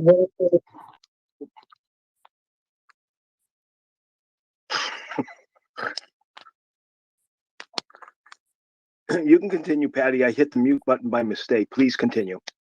That's okay. I just wanted to let her know that I just appreciated her sharing that story. And I totally understand that draining feeling, but look at all that you're dealing with. Look, that's all on top of you. You gotta kind of find a way to, dig yourself out of that and know that you're doing the best you can. But you said it right. you made it this far, and that's amazing with all that you've gone through. That shows your strength of how much you've had to drag along all this way. But, I really would like to see you find some ways to, snap off some of that and live a free, good life. I mean, everybody deserves that. And if find something like I mentioned earlier, there are support groups out there, online ones that deal with grief, or you pick whatever the thing that you want to deal with that day. Childhood trauma, depression, anxiety, even unhealthy thoughts. There's a difference between thinking of suicide and acting upon it. So those are two different things. And I mention that all the time. Like sometimes we'll have a really bad day and go, oh, if I don't wake up tomorrow morning, I'd be totally happy. That's a thought that a lot of us have, but we don't look at that as an unhealthy thought. That can be something that triggers some people to say, hey, are you okay? I mean, are you going to be safe tonight? And that's perfectly fine to ask that person, because they mentioned that. But we all do that. I mean, I've done that myself. Um, and I want to tell you too that I come from a place where I understand that darkness, that dark, comfortable place, because I sat in that place for over 5 years because I was comfortable and I was too afraid to do anything to get out of that. So I really do know where you're coming from when you say that. I've been in that dark place, and like I said, I had support all around me, but I didn't think I deserved it. I was feeling shame, and I wasn't comfortable sharing anything with my family because I didn't want to worry them. I was afraid of, making them scared, or I didn't want to I didn't want to lay my darkness onto somebody else. So I didn't share. And it wasn't until one day when I had a breakdown that I said, okay, I think I'm in trouble and I think I might need some help. Now I could no longer hide in that dark place. The signs were, I was like a boiling pot, and eventually I just overflowed. And that's when I knew that there was help out there. So I come from a place of that understanding. So I'm not sitting here just because I've been educated to handle crisis. I'm coming from a place where one day my life changed in a traumatic event, and that changed the person who I am. It broke me, and I had to build myself back up and become a different me. I'm not the person that was the day that this event happened. I am completely different. I still consider myself broken in some ways, but I could still make beautiful things with the pieces that I have. And I made myself to a point where now I can handle carrying somebody else's pain. And that's why I do what I do. I don't want you sitting in that dark place alone. And if I can't get you out of that dark place, I'm going to sit in that place with you so that you know that you're not alone in that. Because we all deserve to have that person sitting with us so we don't feel like we're the only ones dealing with that. Because I felt no one else would understand what I was dealing with, what I was feeling, and I was so ashamed of the shame that I wasn't definitely not going to tell anybody about that. That's my big secret, and I protected that with my life. So I understand that darkness, and I know how hard it was to take that first step. So, like I said, I don't take that lightly when I say that. So please don't think I'm just, reading something off of a piece of paper, because I'm talking from experience. I've been there. I know how that was. I was comfortable there. And it took me years to find a way to get myself out of that darkness. I had to try all kinds of different things. Therapy didn't work for me. Um, I literally had to change. I use a life coach for a little while. I use different things. I had to try a bunch of different things to get me out of that hole and get me strong enough to where I could help someone else. And I'm not ashamed of what I went through now. I share my story when I'm strong enough to share that. I share that I still suffer from guilt and all kinds of different things, and that I'm not completely put back together, but I'm strong, and I'm going to share my strength and my story to help make others strong. And if I make one difference in one person's life that day, then I have done my job for the rest of my life. So I'm going to keep doing that and keep helping as many people I can until I'm, needed somewhere else. So I'm so honored that you shared that and that you were that comfortable and that you found us. And I do believe you were meant to find us. But maybe this will be like the first day to, give you a little bit of hope. And absolutely, you can contact me, and I'd be glad to help you with any resources. But I will tell you too, I'm not a licensed physician. I'm not a therapist or a doctor in any way. I can help you with resources, but I'm not going to be able to treat you. I can just help you find things that I'm hoping will help you find a path that's going to help yourself. So, Sam, you yeah, wouldn't believe how many people have said that. Oh gosh, I got an echo. I don't know. Anyway, how many people have told me that by sharing their pain, their story, like you just did, you wouldn't believe how many people perked up and said, you know what? If that girl can do it, I can do it too. So don't ever, ever say you shouldn't be seen and not heard. Your story's important. And you, believe it or not, even though you don't feel strong right now, there's strength in your voice that possibly helped somebody else in the room and you never know it. Yeah, I just want to jump in. Sam, I'm very proud of you. We don't know each other. It took a lot of courage for you to say everything that you did, as had been said to you already by Patty and Kim. But I also want you to understand, the way I believe, I'm going to speak to you, Shirley, as a pastor. Whether you have the same faith or not doesn't matter to me. God loves you for who you are and not for what others think you should be or think that you are. God thinks, because the Bible doesn't change, his word doesn't change. He says, you, Sam, are the apple of his eye. That means you're his daughter, adopted through the blood of his son. That's on a spiritual level, if you want to talk religion that way. But I think that you should look at the mirror every day and literally say out loud, I'm beautiful inwardly in my heart as well as outwardly. I have strength. I don't need to take all of this nonsense from anybody. I'm a beautiful person, and they need to start loving me for who I am, or I don't need that person or persons in my life. It is fabulous that you are going through some therapy. I'm thrilled. This is my first space to be able to open up like I did earlier, and just tell you, you're so loved. And I can understand the reservation of how to believe it, because when I was suicidal and stuff, nothing made sense to me. I just couldn't understand why I couldn't die, and that's not good.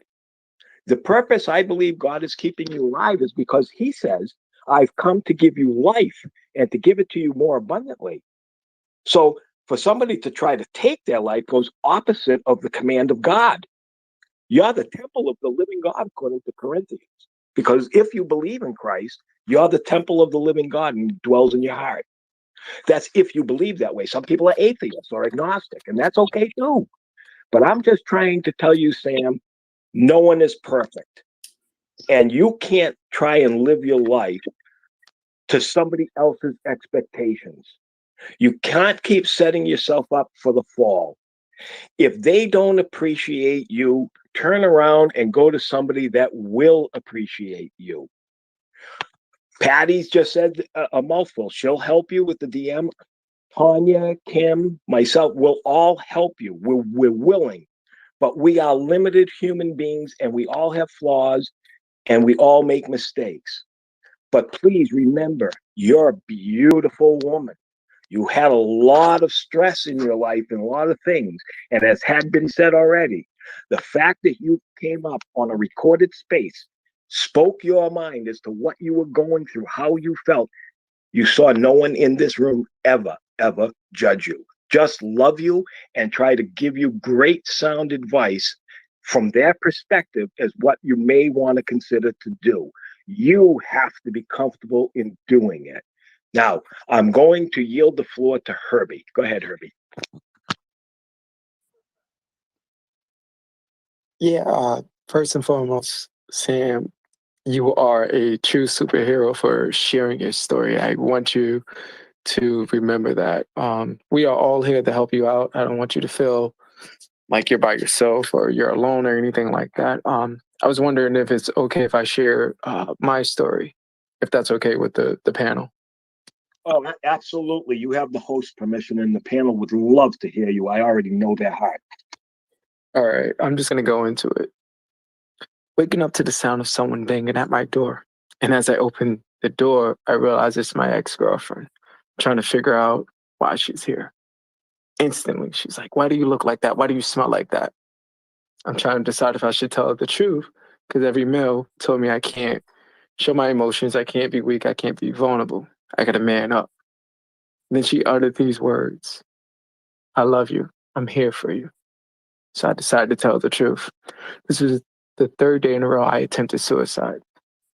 And honestly, if you didn't come by, it would have been the fourth day. Instantly, she starts crying. She hands me the phone, tells me to call the suicide lifeline number. So I did. Sitting there, I'm speaking to the crisis counselor. She asked me, "Sir, on a scale of 1 to 10, how do you feel?" I told her a negative 10. And honestly, this is the first time in my life I don't trust myself by myself. She recommended I check myself into a mental health facility. So I did. While I'm in the mental health facility, I'm getting evaluated by a couple of nurses. One of the male nurses says, "I don't know if you believe in God or not, but he's going to use you to share your story to help others." Honestly, had no idea what he was talking about. I wanted my pillow and my blanket, and I wanted to cry because no one ever thinks about attempting suicide, let alone checking himself into a mental health facility. While waiting, I get evaluated by the psychiatrist who's running the facility. He reads my file and says, "Take this." I question him, I'm not going to take this. It's the first time in my life I decided to use my voice, and I discovered I had a voice right there. Told me I didn't feel comfortable taking something. If I wanted prescriptions, I would have just went outside if I wanted drugs, to be honest with you. He was mad. So he read my file again and said, "You're from the Bronx." So I know people from the Bronx have a low IQ and they can't really read or write that well. I'm trying to help you. And I always tell people this. When people try to throw labels on you, please tell them labels are made for jars, not people. I didn't feel comfortable with them, so I realized the power of communication, that language. I communicated very well with the nurses, so therefore I went back to them and asked them for any coping methods. They taught me one of the most powerful coping methods: writing. So as I write, I discovered the trigger of my depression was my parents, the lack of love. They didn't teach me how to love myself. Here I am looking for someone else to teach me how to love. I'm searching for love and hoping that that person could teach me how to love. Sitting there, I also discovered that I was a functional alcoholic. Thankfully, there was another psychiatrist there that reevaluated me, told me I didn't have bipolar. She recommended therapy and released me. Not gonna lie to you, I was broke. I didn't have enough money for therapy, so I did the first thing. Sounds weird to say this out loud, but the first thing I did when I got home is I typed in how to love yourself. I Googled it. I discovered some positive affirmations. So I took it to the extreme. I bought a whole bunch of sticky notes and I wrote positive affirmations and I placed them everywhere, from my mirror to my bathroom to the refrigerator to the bed, everywhere, even my car. And then also, my friends found out that, "Oh, hey, Herbie's out. Let's go celebrate. Let's go party," because my nickname used to be Anything Possible because I love Hennessy so much. I had to learn about boundaries and love my friends from afar. So I did. Told them I love you, I can't hang out with you, but when I drink, I turn into the Incredible Hulk and I can't control him. They got it. Then also, I kept writing and I realized the power of forgiveness. I had to forgive my parents for what they did. They tried their best, but they had a good reason. My sister died from brain cancer at the age of 3, so they was depressed too. And I had to forgive myself for harming my body, putting damage to it, and having these negative conversations with myself. I did something that no one talks about as well. I looked in the mirror and told myself, "You are loved, you are smart, you are beautiful, you are intelligent. You're going to change the world. But first, you have to change yourself." And then I wrote with a marker, "Just believe." And that ex-girlfriend that came knocking on my door is now my wife. She blessed me with 2 beautiful kids. I share my story because I went from hopelessness to happiness. And I'm trying to show the whole world that you can do it too. Thank you for allowing me to speak. Brother, that was absolutely phenomenal. I am so very, very proud of you. You just demonstrated, as far as I'm concerned, a tremendous bravery, because I know when you first shared, you didn't want to go into everything because it was recorded. And for whatever touched your heart just now, to give the most honest, truthful testimony, and God is using you. I believe he's touching every heart that's in this room and those that are listening, or for whether they're ghosting or not. I think you are a beautiful soul, and I am so happy that you didn't make a tragic mistake and hurt yourself.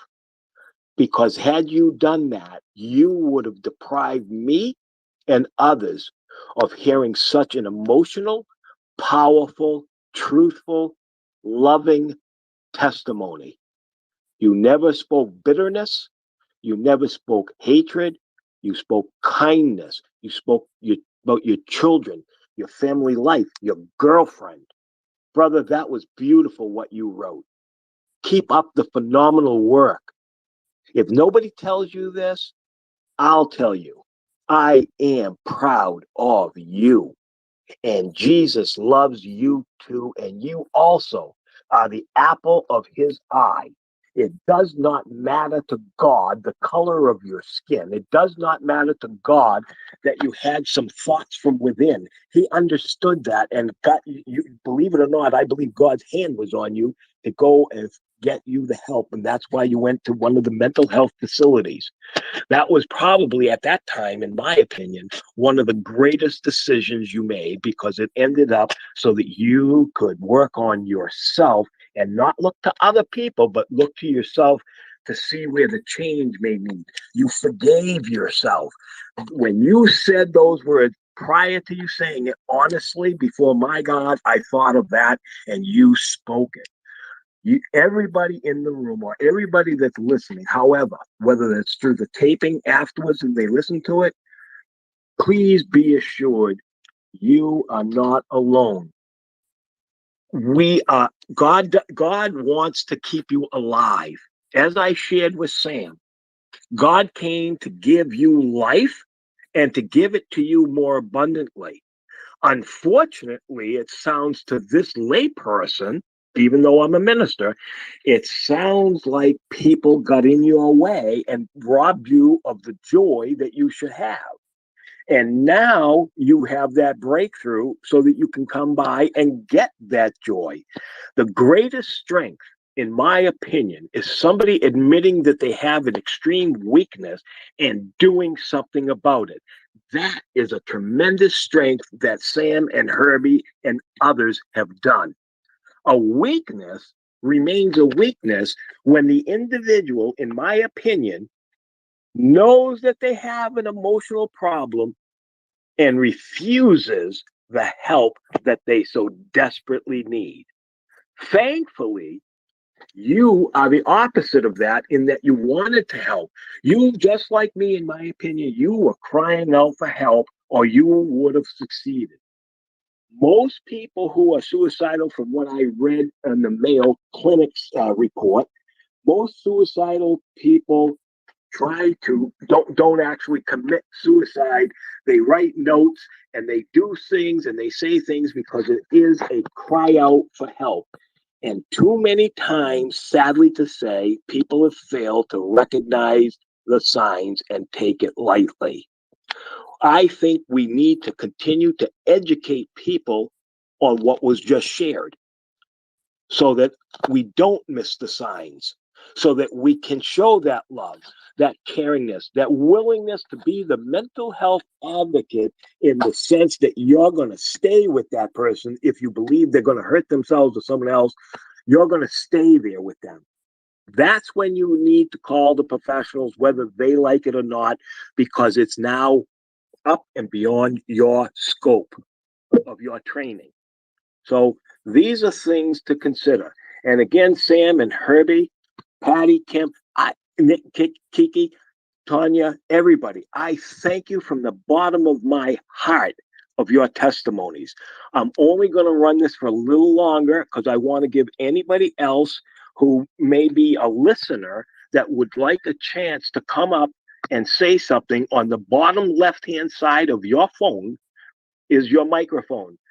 Please press that button and it will let Tanya, Kim, and I know that you would like to come up and speak. And that's fine. Otherwise, I'm going to turn it back over to the panel. I'm going to go to Tanya first, and we'll go around to those who still have the speaker button. And we'll just do our last thoughts. So if it's okay, I would like to start with Tanya, Kim, Kiki, Patty. Actually, no, Patty, you're going to go last, second to last. Herbie, then Patty, because Patty always sums things up perfectly, and then I might add my 2 cents in. So, Tanya, your turn. So first, I want to say hi to my new friend Phil. He's in this space. He's a musician. I met him at my. I'm part of this project, NFT Music Radio. So he's here, and I really appreciate Herbie for sharing his story with us. And I want to. Would you mind? I actually recorded this whole thing on Headliner because I knew there's going to be some really good gems, and the person who giving it would love to have something like that for themselves. So they have like I make these like 5 minutes, 3 minutes, sometimes up to 10 minutes because I have Twitter Blue. But I'd love to share your story if you don't mind. Is that possible, Herbie? Yeah, it's fine. Yeah, I'm gonna right now. This is being streamed on YouTube, but I'd love to cut up snippets for everybody. And just that's this way you can have it, you can share with your friend. It's just, everyone shares such beautiful story. And so, oh my gosh, Patty, Kim, I'm so impressed with you, by the way. I was like, Kim, I just, I met Kim. I met Kim like long time ago, like not long time. For me, in the space world, it's been a while, And like in the morning, she's in the space. I was popping wherever she's at, but so I just some stuff you were saying today, I was like, I appreciate it. And then Patty, I'm like always, like you are right, so right about all the stuff you're saying, and that's why I hope you don't mind. I'm gonna like because the way Headliner does it cuts up all the snippets of people, and then you can make it into like a little video audio. So this way, and it will help people too. So some of your words were just incredible, and that's why I was like, wow, we need to make sure we get this.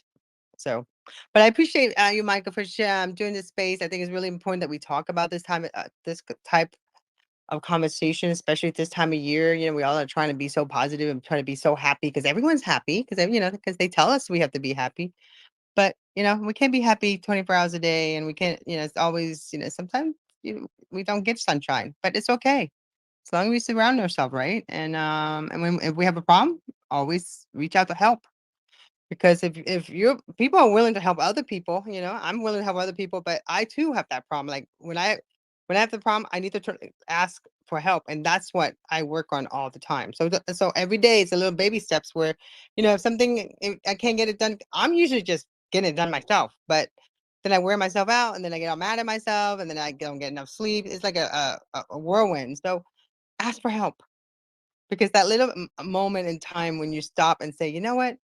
It's better to have a second person next to me or someone else like I can share. Get things to get done quicker, and you empowering other people to help you. It's kind of weird. People love helping other people, but they don't know when. So, especially during the holidays. So that's my thought. Thank you for letting me share. My pleasure. Thank you so very much, Tanya, for being a co-host and for doing the analytics and the recording, the streaming. You're just, in my opinion, I say it all the time. I think you're a doll. You're one of the best friends I've ever had through Twitter Spaces. You're an honest person. You just say it how it is, and I respect and love that. It's just like this mad respect for you in a positive way. Kim, if you have anything you'd like to share, and then after Kim, it will be Kiki, and then Herbie, and then Patty. I don't have much. I'm just so tickled that everybody down in the spaces here at the bottom opened up and joined in and felt comfortable enough to share. And those of you who are listening, I hope some of these stories you can take away and with you and make your life a little bit better maybe tonight and tomorrow, whatever time it is in your place where you live. And I know we have all different time zones here, but Herbie, yours was totally inspiring. I feel like I've known you for a while, and we've been in and out of spaces together, mental health spaces, and I've seen your leadership in this industry, in this field, and I appreciate you and what you're doing. And it's been just a pleasure to meet Sam and all the people who spoke up tonight.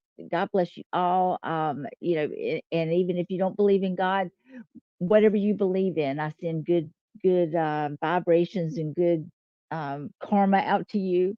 And Kiki, you too. I feel like I've made some good friends. It seems like we always pick up one or two really special people every time we do one of these. And I also want to thank Patty. And I'm gonna brag a little bit. She hates it when I brag, but one of the reasons Patty is so good at what she does is because she's been there. I can't speak from that. I can only speak as just a lay person that is a mom that loves her family. And when I hear pain such as Sam's, it hits me really deep, and I can feel that pain because I'm a mom. And but Patty, here again, she's been there, she's done it. I've heard her testimony. Maybe one day she'll tell us the story again because it's a very wonderful story to hear. But she has been in that dark place, and I think that's what makes her such a wonderful counselor, and what allows people to relate to her so well because they know that she's like them. She's been there. So anyway, I'm gonna shut up. Thank you. It's always a blessing every time I'm a part of this, and I thank you, Michael, and of course, Tanya, you're amazing, and you're um, what you do is trying to wake up each day and think those positive thoughts. I take away something from you every time I hear you speak too. I'm gonna hush. Thank you so very much for everything, Kim. I appreciate you coming up to be able to support Patty, who I know you've known forever. To word it loosely, I'm so honored that Patty, you were able to come up and share all of your pearls of wisdom. It just amazes me every time I listen to you speak. I always learn. I mean, you are a phenomenal lady when it comes to all of this stuff. So please feel encouraged. You're a very highly, in my opinion, intelligent woman. I don't think that there's been anybody in this space or anywhere that could ever dispute that fact. You have helped so many people. Um, and that in and of itself is a blessing. In Hebrew, we say mitzvah, which means blessing. Um, and you just are a blessing, not just before God, but before man, as far as I'm concerned, because of the work that you're trying to do, and you're volunteering your time. Your time is precious, and you've decided to help people with your time. And to me, there is no greater gift than that, because that is charity, meaning love in its greatest form, filled with grace. So, Patty, thank you, thank you, thank you, thank you. I am so looking forward to doing another space with all of you. Um, and I want to do more and more so that people actually get comfortable, even with me, so that even though they know I'm going to be a little long winded in the beginning of the space, once it conducts, they know Patty is going to speak, and then the listeners will eventually open up if they want to become a speaker and share only what they're comfortable with. So I would like to do this. This is what, Sunday, Monday, Tuesday. If it's possible, perhaps Wednesday, same time, 9:30 p.m. Eastern Standard Time here in the United States, 6:30 p.m. in California time. Um, Having said all of that, I'm now going to turn it over to Kiki for her last words. Thank you. I came a little bit later in the space, but I want to acknowledge what Kim said and what you, Michael, said about Patty. And I want to say that Kim's observation is very acute, um, because I think trauma can recognize trauma, and people, they do understand empathy. When someone says, "I feel for you," it has different meaning when it comes from someone that's actually been there and been hurt and has experienced trauma. Deep trauma, deep trauma speaks from the bottom of the heart. Deep trauma goes deep. And like you, Michael, when you spoke, I don't know Patty's story. I came a little bit later in the space, and Tanya is making choices to elevate herself and have an attitude for gratitude. But I don't know your story, Tanya. But I think that's from a full life of experiences. I'm not gonna assume because I don't want. I know you and I admire you, but I think that from your words, I can infer that you have experienced life and with ups and downs. And not that anybody that has had life, everything is easy always, all the time. But trauma, deep trauma, goes really deep. And for some people, it's really difficult to get out, and it's really difficult to wake up every day, and it's really difficult to open up the door and get out of your house, especially during COVID when we were forced to be inside. For people that have deep trauma, it was really difficult for people to start working outside their door after we could. So, with that being said, I want everyone to know that they're not alone. There are many people that are suffering, and there are many groups and therapies that do pro bono work. And thank you for sharing the numbers, Kim and Patty, and know that these places do help a lot of people. That's what I wanted to say. Have a good night, everyone, and thank you for the space, Michael, Tanya, and Kim. Thank you so much. Thank you, Kiki, for when you came up and shared what you shared. It was excellent as always. I'm glad that you shared your last word now with all of us. A lot of profound wisdom there. A lot to unpack for some people, perhaps, because it was so good. So keep up the great work. As I shared before, I'm going to try to do more and more of these spaces because there's a need. Um, I think my heart is similar to Patty's. Maybe I shouldn't say that to make a comparison, but I just want to see people live a normal life in that they're not in pain anymore emotionally. That's where that forgiveness comes in, forgiving yourself, not beating yourself up. Uh, the holidays coming up, stay within your budget. If your child, for those who have children and those that celebrate Christmas, and your children are small enough that they believe in Santa Claus, you may want to consider telling them, listen, I got a phone call from Santa from the North Pole, and unfortunately, Santa elves are trying to find different toys and parts to be able to make it. And because there's a supply train or boats that are still here, Santa can't get to them yet. And so some of the toys that you wrote on your list may be substituted with something else so that they don't feel so disappointed when they open up a toy and see it's not the toy that they want. So enough of that, Kirby. And then Sam came back up. I think she wants to say something. Rasha, if you'd like to say something,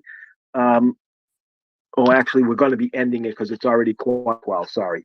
I am not going to be taking any other speakers up at this time unless you have an emergency. Well, if it's an emergency, you need the professional. But if you need to come up and talk before I close it, you can go ahead and request it if you really need to talk, and we will listen to you.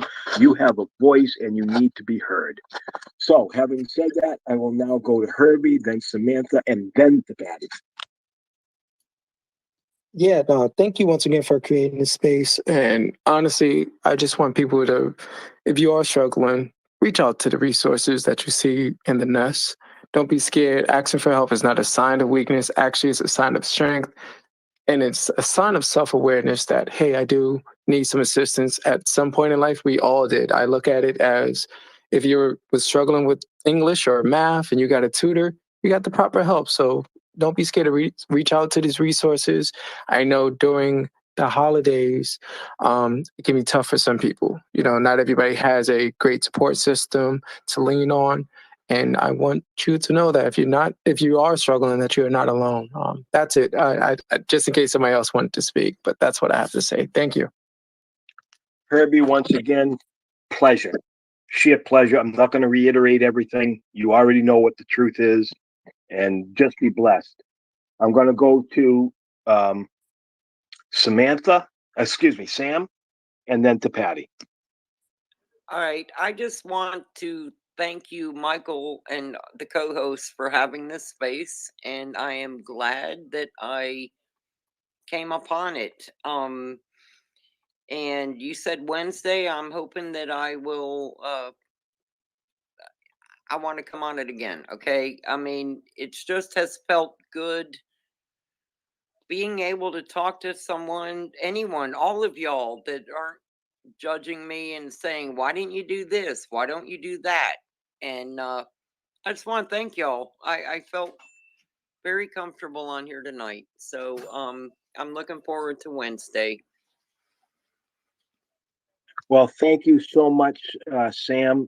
Thank you for your bravery, extreme bravery, again, for coming up and sharing, allowing Patty to share some truths with you in love and in gentleness, and not ever in harshness. So I hope that because of that, you're able to receive the love that she has for you just for the sake that you're human. And we all want to help you and Herbie and everybody else. So thank you for coming back up to share whatever it was that you just did. And that's appreciated. And having said that, by the way, I have to check, Sam, with Patty and Tanya to make sure on their itinerary, as well as Kim, that they would be clear for this coming Wednesday for 9:30. If Patty can't come in for Wednesday, I will accommodate whatever time she has, because I truthfully would prefer to have her with me when I run these kinds of spaces, because she just has tremendous wisdom. Patty, over to you. Thank you for that. I'd like to first thank Kim, because Kim is my angel. And even though Kim's not able to become a crisis counselor, she's like my Batman, my Robin to my Batman. She finds me people that need help, and will ask me to come and chat or whichever. She has done so much good that I don't think people are aware of how much she actually gives out there and how much she supports me. And she's there when I need that support. You know, when I start to say, hey, I had a really bad shift, and I'll talk with her because it's safe for me to do so. So I want to thank her. Very good. Very, very first thing to do there. And then as for Sam, I'm really hoping that you see the strengths in yourself that we all see in you, and that I so appreciated you sharing your story. Your story is a very common one that a lot of people suffer from, but are unable to speak about because they don't feel that comfort. And I'm just glad that we caught you on a good night where you felt that you could trust us with what you shared.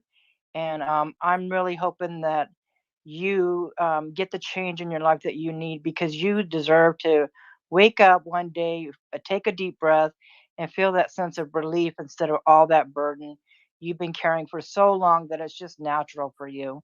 I want there to be a day that you come to where it is no longer something you feel you need to carry, and you can put all that baggage down and breathe and live for yourself, and have a wonderful life, which is, absolutely the best thing that you deserve. So I want to thank you so much for trusting us with that tonight.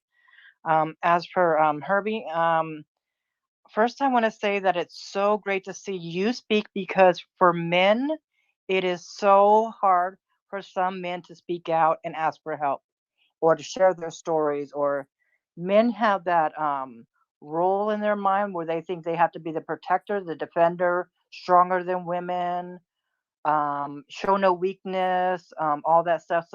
So many men suffer in silence because of the stigma. And we got to break down that stigma. They deserve help just like anybody else does. Why is it okay for women to say they need help, but not men? Men absolutely deserve that help. So many men reach out to things like the crisis line because they're ashamed to talk to their doctors, or ashamed to tell their spouse that they're struggling. And we got to stop that. That is wrong. We're losing good men because they don't feel they're worthy of that help, or the shame holds them down so hard that they end up doing something because they find there's no hope for them. So, with him sharing his story, I'm so grateful that you're doing that. I'd love to maybe hook up with you and do a few things with you that will help share that, have some, maybe some spaces where we focus on men's health, men's mental health, and how important it is that we show a strong man like this going through what he went through and coming out so much stronger even. I think he's a perfect example of hope, not just to people considering suicide or even some survivors. I think just a male role model right there is just so important to have. And so I think that we have to recognize that not only is he sharing his story and his mental health journey, but he's representing himself as a strong man. And I see this incredibly strong man there. And I'm so grateful that you came in here. I followed you, and I would love to see more of the things that you're doing and support you in any way that I can. But most definitely, I love seeing a strong man share their story and their experiences. You are a perfect example of others. And like Kim mentioned before, there's so many people that listen into these things and never say a word. You never hear from them, but you're affecting their lives. And I could see him being in spaces where he's going to change so many lives of men who say, you know what? That guy was strong enough to do it, and look where he is today. Um, and then like what was mentioned too, that I come from a place where I know that darkness, so I think it affects me differently as a crisis counselor. I can say in my own head, I get where she's coming from. I get what it feels like to have a panic attack. Um, I came from a place in that dark place, but look at how far I've come. I built myself up, and I'm no different than anybody else is. At this time, I've helped 5,500 people stay safe as a crisis counselor. So that's a huge impact that every single one of you in here can do at your own time, your own pace. It's almost been 5 years since I've been doing this. Next month is my anniversary. Each and every one of you, no matter how broken you feel you are or were, or whatever you're dealing with at the time, sometimes giving that gift to somebody can help you as well. It gives you purpose. I felt like I was a waste of space. I was no longer able to be an EMT, which was my dream since I was a child. I felt like I was just worthless, absolutely worthless. And I had to find something that gave me purpose. Now I look back and I say, yes, I struggled, I hurt, and I sat in that place for way too long, but I wouldn't change a thing because it got me to where I am now, and it's helping me help others. So if that was the intention that I had to go through that. It was worth the trip because here I am talking to you guys now from that place, able to look back on it. It doesn't define me anymore. I'm leaving that crap behind me, but I'm sharing my future and my experiences so that no one else has to sit for 5 years in a dark hole thinking that they're not worth that help, because you absolutely are. And I'm speaking from experience. So just remember that there is always hope. That's one thing I leave my texters every time I'm ready to sign off. Remember, stay safe, reach out for help if you need it, and there is always hope. Never allow yourself to think that there isn't, because there is always hope.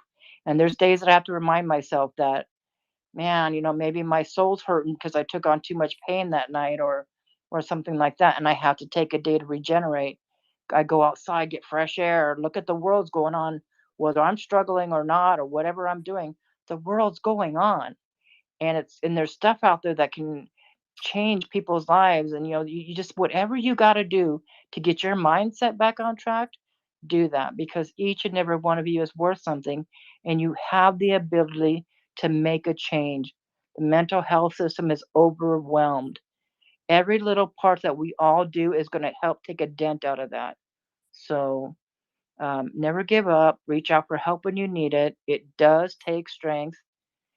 It's so much easier just not to reach out because, like was mentioned, we're comfortable in our little bubble even if it's a dark little bubble, it's our comfort zone because we've lived it for so long.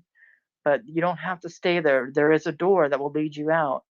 Just reach out and let somebody take your hand and pull you out if you can't get out of it on your own. So remember that, Sam. You don't have to stay where you are right now. You don't have to be stuck in this position. You can find your way out like others have done. So Herbie did that. He showed you. I'm so glad you changed your mind and decided to share your story.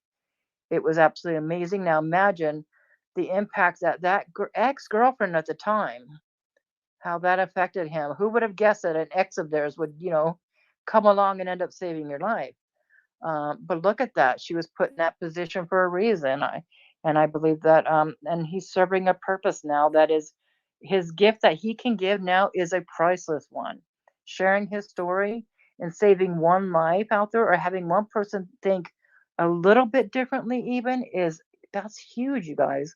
That's a huge gift. So I thank you for sharing that with me and with all of us because it's not easy to walk into a public space and step up there and share and bare your soul like that. So but thank you guys. I thank everybody and please remember the numbers are up there.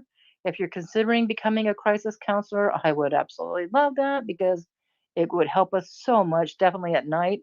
Go to crisistextline.org and there's a training button you push and they will get you started there. So yeah, so I hope this helped somebody tonight and thank you, Michael and Tanya, for hosting this. So, and of course, Kim. Excuse me. Well, I thank you, Patty, and Kim, and my co-host Tanya, and what I shared before. I don't want to reiterate everything that Patty just said. I just say ditto to the majority of everything. It's so important to love yourself, by the way, going through the holidays, the holiday blues, whatever you want to call it. So important to respect yourself. Don't listen to the nonsense when somebody's trying to put you down. Who are they to judge you? The fact that they're doing that means that you have more maturity than that individual trying to pass a bogus judgment against you. Now, how do you handle a bogus judgment?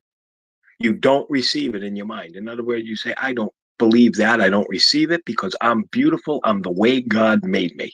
Period. And love yourself. To me, love yourself means taking care of yourself. Love yourself means eating a proper diet. Love yourself means taking the necessary medications that's been prescribed to you. Loving yourself means staying away from illicit drugs. Loving yourself means removing yourself where you're hanging with bad company. Bad company corrupts good morals. What's that mean? If you're hanging out with gangsters or drug dealers, even if you're not doing the drugs, when the police see you, you are guilty by association if you're constantly there hanging. They are now going to believe that you are involved, even if you're not. Your presence there. How are you projecting yourself?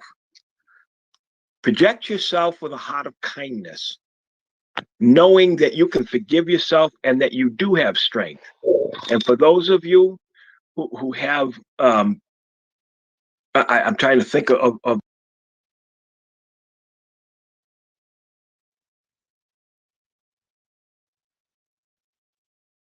Michael, you still there? I think he's in the Matrix. Yeah. Oh, well, you know what? I'm going to go ahead and close out the space because I think he's I'm going to turn off the stream because it's, Thank when you, it comes to life, Tanya. we can't do that. So everybody have a great day and we'll see you in our next episode. And thank you, Kim. Thank you, Patty. Thank you, Herbie. I'm so happy to meet you. I look forward to getting to know you better. And bye. Likewise. No, I'm here. Bye, Michael. Wait. I'm here. What happened? Something. Well, I know that they've just lost their connection. That's okay. Patty, now that everything is over, pretty much on your itinerary as well as Tanya, Kim had already left. So this Wednesday night? Are you available, Patty and Tanya? You are? Okay. Tanya, are you available for this Wednesday night at 9:30?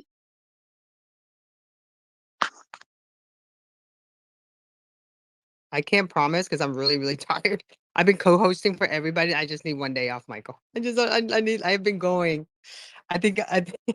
I'm up to 260 spaces now. So I think it's time for a little rest. But I will let you know. Can I just take, I just need to go to sleep and then let me see how my Monday goes. And then I can let you know on Wednesday night. Okay, that's fine. Patty's able to make it, so no matter what, we are going to run the space, but it goes a lot smoother, Tanya, if you are with us, please. So having said that, I thank you all for listening. I hope that what was shared helps you. And please remember the emergency numbers that are in the nest should you need it. Don't ever be afraid to call out for help. That's a sign of strength. With that, I bid each and every one of you a good night, and God loves you. Peace.